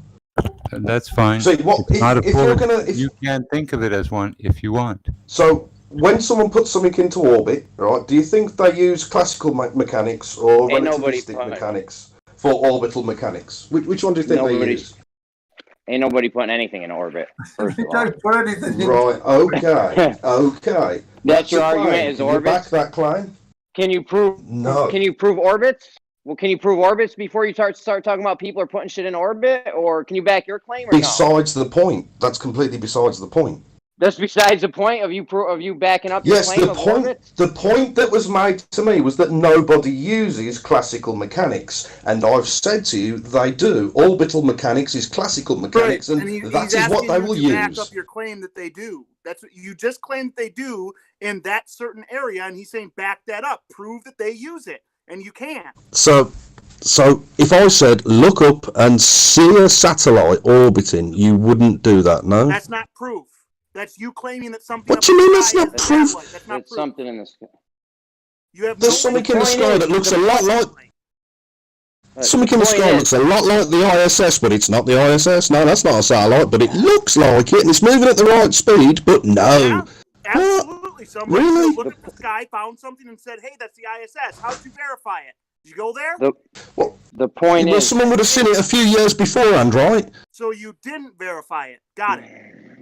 the point is that Newton and You Einstein. honestly believe you can see something 240 miles away with the naked eye? Yeah, of course. Why not? Traveling at 17,500 miles an hour. Deluded, man. If light's reflecting off of it. Fucking Your deluded. incredulity. We can't. We Your can incredulity is off the scale. We can barely see a plane at 6 miles high. How the fuck can you see something not much bigger at 240 fucking miles away? You are deluded. The Yeah, point really. is So that how far away is the sun on a flat Earth? Huh? Minimum distance. Minimum distance. What's that? A couple of thousand miles? You can see that, but you couldn't see something 200 miles away. Knob jockey. How big is the fucking sun, you thick twat? That's a good question. How big is the sun? What does the size difference mean to Flat the Earth fact model. you can see it or not? Anglia size. It fucking reduces as it gets further away from you, you fucking idiot. It's probably Yes, you something to do dipshit. with That's why you use a light. telescope and zoom in, you twat. On what? The ISS, it ain't a difficult thing to do. You allegedly can see it with your own fucking eye, you thick twat. Yes, and I can see it through a telescope too. The point was originally that Einstein is completely incompatible with Newton's laws of motion. Incorrect. I have. Did you see the citation I put in chat? It literally No, I says. haven't. I'll read it off for you. What do you think fucking gravity is? What do you think gravity is? I think it's the emergent property of inertial force. That's what I think it is. So is stuff being pulled down to Earth, to the centre of the Earth? Is that what your assumption is? Nothing's being pulled. Nothing's being pulled. Real No. forces obey Newton's laws of motion. Pseudo forces do not obey Newton's laws of motion. So your gravity force that doesn't obey Newton's laws of motion. You guys got a huge contradiction going on here. No, I haven't. Yes. No. Well, you're saying gravity is something that doesn't even adhere to Newton's laws of motion. Right, which bit of this are you not understanding? In classical mechanics, gravity is not a pseudo-force. In So you think the relativistic current mechanics, it is.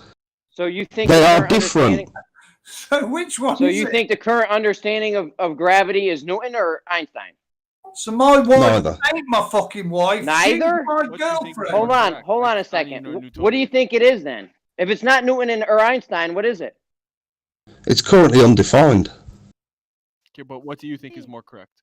Einsteinian or Newtonian? It is defined. This guy's a fucking lunatic. You What do rely- you mean it's It's undefined? currently undefined as a basis for your arguments. Are you retarded? That's your argument is I gravity's believe it. undefined? All right. Yeah, exactly. It's undefined. All right, there's nothing more to talk about with we you have then. no clue what the fuck it is. So the and we answer can't is even- There's literally nothing more to talk about with you Define then. it as God then, if it's undefined. They Say can't that again. define it because shit It is goes defined. upwards. It's fucking How can they? One at a time. One at a time, or it just ain't going to work. They can't Yeah. define it because shit goes upwards as well as downwards. Undefined. That's a new one. Yeah, I've never heard that argument before that it's undefined. That's the new one, right, Brandon? Yeah. That's some new shit. But you know, Right. So, actually, so you are aware that that you know at CERN they're actually looking for the particle for gravity and such, and there are theories of quantum loop gravity and such that are being experimentally tested. Okay, so until there is some data collected from those, there is no actual answer. So the current physics is it is undefined. Wow. These are all theoretical experimentations. So I guess our with only explanation's data as good as numbers yours and now. all. Physics is it isn't real. No, it's undefined. Those two are different statements. It's perfectly defined, gently. You know that it is. Come on, man. We can You bring know up our definitions experience of it. right now if Gravity you is want. perfectly It's defined 'cause I in got both a pin. models. Nobody It's has 'cause trouble defining trees or rocks or anything else that we can It's because actually this detect with our argument senses, kills them, buddy. so he needs it. It's because And this Mr. argument Jelly. kills them, and he needs to say it's undefined now. And Because Mr. of this Jelly, argument What right here. why is it that it's undefined? Can you elaborate on that? Of course I can. Yeah, because Can fuck's somebody just sake, get a it's- definition? Can somebody get a definition real quick so Let we him can let shove him it down his speak. throat? Let him speak. Let him Let him define it. Found on his lack I think of we should all stop jumping all over him. Definitions There's are maybe just one meaningless. person. Yeah. So what's the question on the table? Why do you think it's undefined? Why do I think it's undefined? Because currently the physics is still going on to determine exactly what it is. And until the data is recorded, received, and processed, there is no definition. So you could say we don't have all the information yet. So is it possible that your current information is absolutely wrong? Yes. Wouldn't you agree that there is a definition? But I it must be appreciate wrong, that. and I they're doing appreciate that research little bit of to see honesty. if that's correct or incorrect? Say that again. I said, wouldn't you agree that there are currently definitions for both classical and general relativity, gravity, and they're continuously doing research to see if those definitions hold true, if they're correct or incorrect. Oh, of course they are. Yeah. That would be more accurate than to say that they are undefined, right? Yes, but I'm talking about quantum mechanics. So we've gone from Newtonian mechanics through relativistic mechanics into quantum mechanics. Okay, so it's undefined on the quantum level. We don't experience the quantum level in our sort of micro states. We don't experience that. So the way we calculate gravity and its effects in the Newtonian sense work perfectly well for everything that we're ever going to experience. Just because it's undefined on the absolute level, that doesn't mean to say we can't understand its effects. Okay, so it was a little bit of a non sequitur then that you mentioned that it was undefined, given that the context That was a good non-answer. That it was Newtonian versus Einsteinian, like the real force of Newtonian versus the pseudo force of Einsteinian. That was the context of the conversation. Yeah, it was the context of the conversation until the point when someone said, can you define what is gravity? And at that point, no, I can't. Because I could say it's relativistic, it would be incorrect. I could say it's Newtonian, it would be incorrect. The only way I could give you the correct answer is if I once have it. Yeah, but you just said that we have clear definitions, basically, clear ideas of what gravity is on Newtonian, like classical and general relativistic contexts, but quantum mechanics, quantum gravity isn't clearly defined. So, given the context of the first two, then why did you jump to the definition of the third one when it wasn't relevant? Because someone said, what is it? See, relativity doesn't describe what it is, and neither does the Newtonian. Neither one describes what it is. Yes, they do. Only its Jeffrey. effect. They both describe it, bro. They describe the effect. They both describe the describes it effect. as a force, matter attracting matter, and the other one describes it very eloquently as the bending of the fabric of space-time. And there's mathematical formulas up the wazoo. I bet you if George and Blue come in here, they will correct you on that, bro. It is very well defined, gently. Nothing personal, bro, but you know I'm right. I've not said either Newtonian or relativistic mechanics are not defined. I know, but that's the You point. said That's gravity what is not it's defined. about. Yes, but in context, what it is going to be some quantum mechanical effect. Is going to be a quantum effect. It's Mind not you, going to gently, I be a agree with you, relativistic and I effect. respect you for saying that it's not defined. I agree with you. I don't believe it is, but they do. They define it very specifically, bro. It depends on the context. If you are talking about Newtonian mechanics, which I was originally, yeah, it's perfectly well defined. This is how we know what a pseudo-force is. But it's only a pseudo-force if you're looking at it from a relativistic standpoint, looking at Newtonian mechanics, which is fine. But within Newtonian mechanics, it's a pseudo-force doesn't exist because gravity is a force. So then someone asked me what is a force and what is gravity, and then of course it's undefined because I can't point to it and say that's it there. That's a very good intellectual answer from you, and I respect you for that. But most scientists, if they hear you talk now like that, they will correct you immediately. If Rumpus was here, he would go on and on how bending time, fabric, and so on and so forth. Oh, I would have killed Rumpus. Well, maybe, but I'm literally quoting Dr. Don Lincoln from the CERN. Well, from he's the Fermilab, only sorry. smartest scientist I've ever heard say that, honestly. You are the first guy I've ever heard admit that. Yeah, I've never even heard this before. This is the first time I'm hearing this, bro, from you. And I compliment These guys you are on dealing that. with particle physics. You'll Flat see it in the earther in the science making, I'm news. looking at. You'll see them talk about we don't really know. We're working on a new theory, superseding this. Them talk about that in the science news and literature online. But I've never heard anybody in this debate say it. Brandon, that's but crazy. Exactly About what quantum Gently is specifically, saying. I've heard it Gently is saying it with fancy words. He's saying that we don't know. He's just using fancy words. Right. I mean, you guys are incredulous Because that they we don't can't- exactly know what causes gravity. We see its effects all the time, and it can be measured, but we're still working out all the other parts. Nobody is debating about the effects. Exactly that, yeah. We've always debated the cause and the implications of that cause. Well, They don't that's define it. It They don't define it. They can't be wrong, There's can plenty they? of flat earthers who deny the existence of the 9.82 meters per second squared effect that we call gravity here on Earth. There's plenty None of us. Nobody none of us denies that things Acceleration, fall that's not down. gravity, that's No. acceleration, my If they- friend. I've dropped a feather and it doesn't drop at anything like that speed. But If it's they don't still define gravity, acceleration. That thing, falling objects accelerating downward is just an object accelerating downward. Yeah. Nothing can move that, without you know, instead of a accelerating. blue bag. at a fixed rate. Why because did of it gravity. accelerate down in the first place is a lot of their problem. Because like a they forget microphone, they if you forget have the it in your fact that hand they and you picked let it it up. go, it will fall. But, yeah. It's like if you hold a toaster off a building and let it go, it will fall.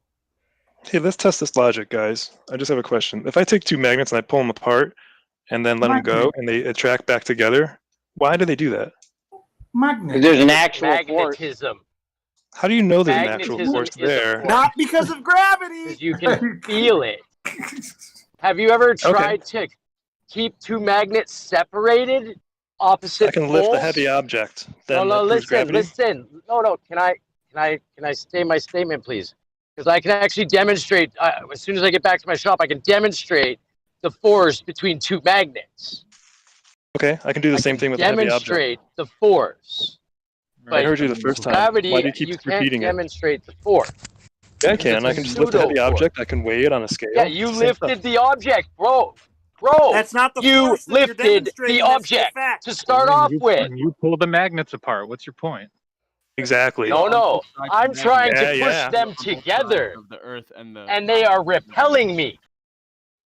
Oh my God! Did he I'm just say trying that? to push them together, and they are repelling me. What about That is the attractive force magnets? that I'm talking about. Is magnetism two stronger than magnets. gravity then? Is magnetism Two magnets stronger than opposite their gravity? pole. Is two North Pole magnetism magnets together, and Is they mag- will repel each other. is What magnetism about attractive force. magnets? is magnetism opposite poles? stronger than gravity? Oh, you're Man, you're shut missing. I think you're really missing my point. I'm gonna pull into my shop. Stronger than gravity. Shut up, Brian. Go into my Who shop. cares? Go ahead, Rob. Is magnetism Going to stronger show you than two gravity? magnets repelling each other. Absolutely. Mega times stronger than gravity. Millions of times stronger than It so-called depends on the gravity. circumstances. Depends on how big the magnet is. Depends on how big the mass is. How about a little bit of static on a balloon sticking it to the wall? How come gravity's on vacation for a day? Because That's there's not two really forces at play. magnetic. One is bigger than the other. Well, If I gravity, pull on a the force rope, wants to pull it down at 9.8 meters per second squared. You keep the force yelling is that. still there. But here, a It's balloon overcome by a weighing, different you know, force. half an ounce almost can stick to the wall just because you rubbed it on your hair. Where's Yes. gravity? You can On have more vacation? than one force acting at a time. Like if you pull on a I mean, rope there's and your just a friend little pulls bit of higher, balloon does sticking that to the mean you're not wall. pulling? There's no glue, Jesus Christ. and it doesn't fall down. All the extra force of gravity should be pulling on all that extra area of the balloon. Hey, buddy, you It's keep on trying to vacation, use an right? analogy, but in your analogies, you keep identifying literally exactly what is making the force happen. You aren't doing that with gravity. That's the problem. Your analogies suck. So what makes the electrostatic force? All you guys are pseudo-force that Newton's laws don't obey. So it's not even compatible with Newton's shit. Laws of motion. So what's the cause of the magnetic force? Don't What does the bring it to magnetic force magnetism. have to do with an Don't- object falling Yeah, because don't bring of it to the magnetism. I could fabric only of space-time? speculate that the What does that have to magnets do with are anything? domains rectifying, you know, sine waves that are coming into it from the outside world. Is magnetism a pseudo-force or an actual force? We understand. An What's an actual actual force. force? On It's an magnetic and actual force, diamagnetic then so material. not analogous. Not analogous since Well, maybe gravity someday is we'll know pseudo-force. more about that like we do gravity. No, you don't know shit about Or gravity. don't gravity. Like I said, told his us analogies that. suck. Here, Fine. I'll show you how it's a bad Brandon, analogy. can you hear me? Magnets, you have Didn't the you- magnets in each, you hear? magnet in each Yeah, hand, I can right? hear you. You Rob. Gravity feel them doesn't attracting define. or Yeah, I'm repelling. setting up a little Can't even demonstration right here define it. on my screen. Okay, Hey, hold on. Brandon. So Let you, us so know you when have you're the ready. magnets Hey, in each hand, Jeremy, and they're you were attracting each roboting other really or bad, repelling each other, Jeremy. right? You feel that. They Hold on, bring we it got to two conversations going, guys. Hold on just a second. All right, percentage, you were saying something, then we'll go to you, Jeremy. Okay, so I was saying that, like with magnets, you can feel the attraction or the repulsion, I guess, All in right. each hand. Like, let's say you're holding a magnet in each hand and you feel it, right? On both sides. So now let's take your analogy where you have this large object and you feel it, you know, wanting to go down, right? Because it's heavy. Do you feel the earth wanting to go up? Yeah, I feel it on my feet. You feel the earth coming up and that you're pushing it down? I feel a force from the earth. Every action has an equal and opposite reaction. I feel force on my feet. That's why my feet get sore if I stand too long. Yeah, so if you weren't there, then the earth would be going up. You're holding it down, right? Has No, nothing to do that's the not fact that why you your weigh feet hurt 150 when you pounds stand and your too feet long. get sore Has from the nothing to weight do of with your the density body. in the That is No, not that why can't be your it. feet get sore when you stand too long. Yeah, So yeah. all Weight of is a just the sudden, force of because you let gravity. your back go, is when you feel gravity. You don't feel gravity the entire time. Hey guys, let's let Rob do his demonstration, or did you already do it, Rob? Was that it? So by that logic, you know, deserts and any place that isn't inhabited should have a higher elevation because we don't have all the people there pushing it down because the earth is rising up. What? What? Wow. Wow. Are you I don't ready, even know Rob? what to say. So what is your demonstration that you're doing? I think he's frozen, he. No, he should be sharing his camera. He's got two magnets. He's holding them apart, letting one go. It goes to the other. Oh, I've got it froze here. I don't know. What are you trying to demonstrate here, Rob? I can see it. I see it too, but You got some working man hands for sure there, buddy.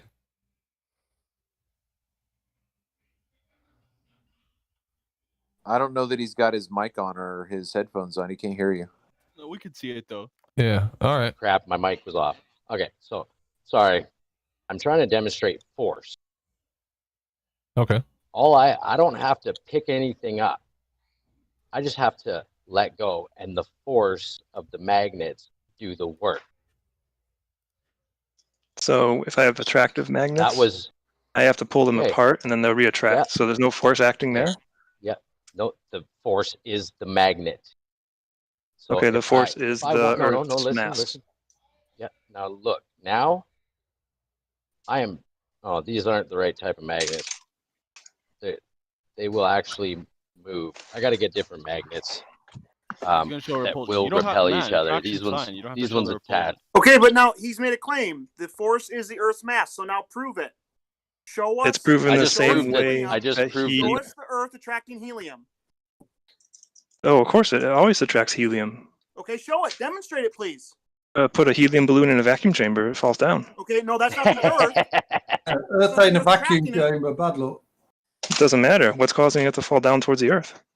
Well, the vacuum, apparently, because that's the variable. You changed it and it didn't go down to the Earth, did it? The fact that you brought it up. No, the okay, balloon hold on. Let me jump in just real quick. Can I jump in real quick? Hold on. Yes, Travis, helium yes. doesn't. Hold on. The fact you remove what it was floating on Hold by on, real evacuating quick. the air causes it to fall. Yeah, hold on. I can't hear anything that's going on, guys.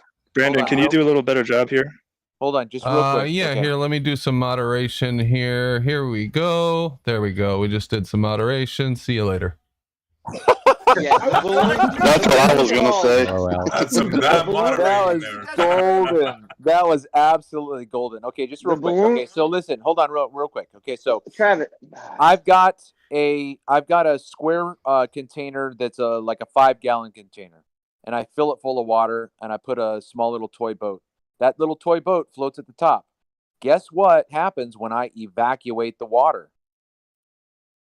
Okay, responding to Gambino's point, the balloon hold on, falls. please. I'm not. Hold on. Wait. I thought you were whoa, done. whoa. No. I thought you were done. It was a dramatic pause, Jeremy. Okay, hold it. Sorry. Okay, so when I evacuate the container of the medium, that object will then fall down.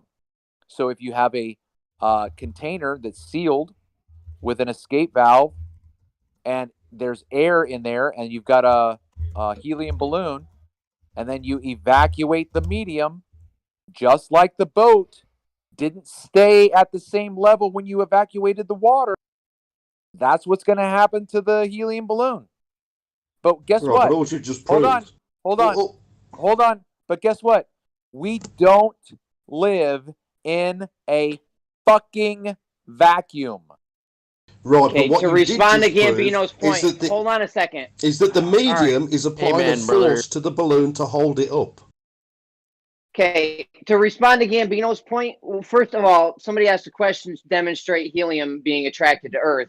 He said, put a helium balloon in a vacuum and it falls. That's a balloon. Once the balloon pops, the helium doesn't fall on the ground and we could sweep the helium part molecules up, does it? The helium goes How do up, you know? down, sideways. What's up? Because the balloon has mass. And that's beside the point, because that doesn't prove that it's the Earth. You would have to change the Earth as the variable to prove that it's the Earth causing it. If you don't change the Earth, then you're not proving anything. The helium doesn't fall, though. It's just Good job, the balloon. Abdul. Abdul's the man. So how do you prove that magnetism exists with that scientific method? Hey, yeah, I think I've had enough of you, Gambino, for the night. But you're welcome to come back tomorrow, brother. I'm sorry, was that too much to handle? No, you're too No, annoying. there's not enough intelligence or logic in your comments or your conversation for us to work with. We're looking for actually fruitful conversation. You're not providing it, so we're sick of you. That's why. Well said, Bob. Okay, we're gonna close the show though, because it's already 8:20. We can do an after show. There's a good group here. So why don't we do final thoughts? Go start off with percentage. I have none. Cool. LAB. Yep.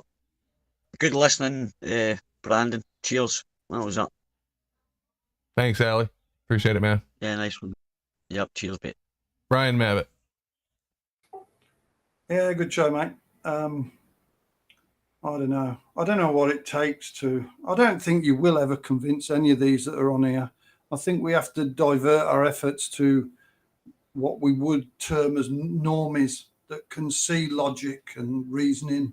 These people, they're either paid to push this crap or they're just so blinded by it, you'll never, ever talk them round. Yep. Thanks, Brian. Chad. Yeah, what Brian just said. And good show. Thanks. Thanks, Chad. Travis. All right, so if you're ever in a conversation and someone says, I know that the earth is round because the ancient Greeks or Aristotle or whatever, we can see boats going over the curve. The very first question that you need to ask is, where is your evidence that they discounted the alternative explanation? That alternative explanation is that boats do not disappear from the bottom up because of Earth curve, but it is due entirely 100% each and every time because of the medium through which you were looking, and that medium is affectionately known as the ether band. Everybody drink. Thank you, Travis. Everybody drink. Jeremy. Final thoughts? I can't. I'm roboting probably. Good show. Thanks, man. Jimbo. Good show, and just on the point of like defining pseudo means pretend, not real.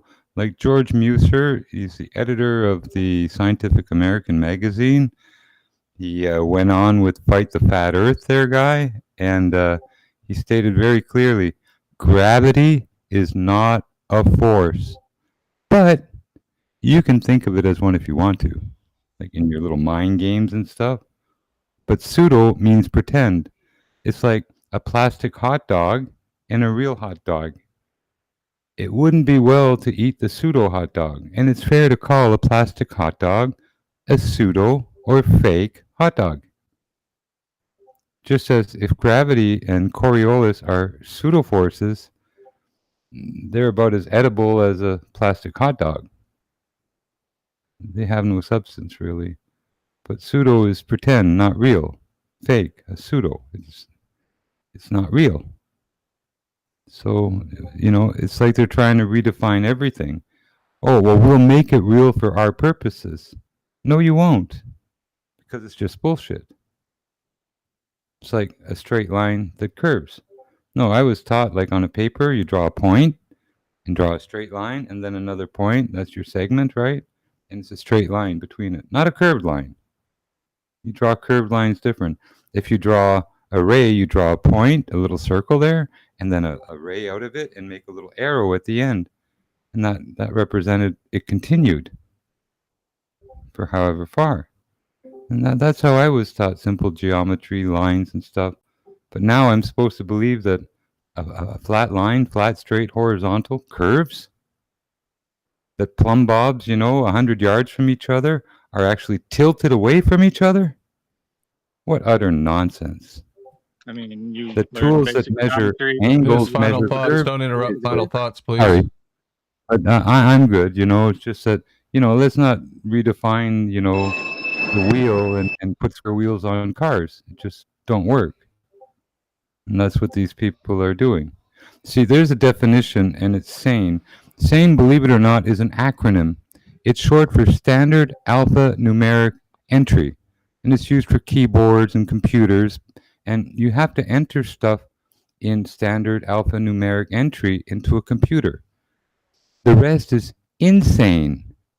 So do you see where those two words come from? If you can't put it in a computer, like a pseudo-force, it'll come back as not real, but with its whatever values.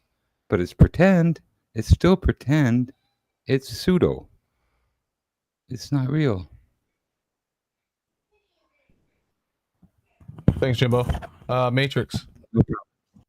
What Brian said, what Jimbo said, and good show, Brandon. Thanks, dude. MG. Nidhug. Yo. You got anything to say? Final thoughts? Oh gosh, no, I was listening to the show. I thought they were still debate going on. I didn't mean to interrupt his final thoughts. Oh, I'm sorry. I kind of jumped on you there. Apologize for that. Hey, Brandon, what's going on, man? Sorry I'm late to the party. Hope it went well. Oh, thanks, MG. Yeah, my apologies, Nidhug. Thanks for stopping in, man. Rob. You hear me? Yeah. All right. Thank you. Great show as always, Brandon. You guys know that I tried to ask. Huh? Oh, I think you just cut off. Oh, there you go. I tried to ask him to debate me last week. He wanted me to take some psychological test to debate him. Put that out there. Who? Other than that, that big guy, Gambino guy we were talking to earlier, I tried to debate him, and then I mean because I wouldn't be intelligent. Oh, You're coming in a little low. Yeah, you're cutting in. Sorry, guys. Great show. All right, thanks, Rob. We heard the important part anyway. No, just kidding. Essie. Yes, sir. Good show, Brandon. That was too funny with Gems with his pseudo-forces. I think we taught him a lesson, but just in case, hey, Gem, I'd like to invite you and the boys over from your channel. I'm a pseudo-millionaire. I have a pseudo-yacht. I'd like to invite you over, so some pseudo-drinks, and there's going to be some pseudo-babes. You're all invited. Peace out, everybody. Sounds like a good time. Bob Dole.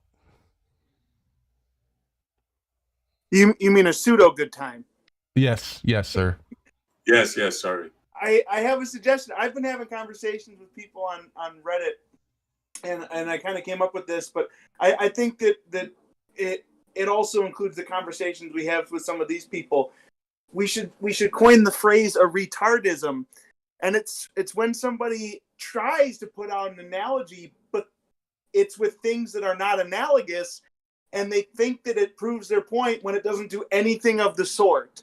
And instead of calling them just bad analogies, we'll call them retardisms.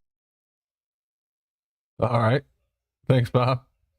My final thoughts. I will give my final thoughts to Taking Back Eden FE, who says congruence, consistency, coherence, and usefulness.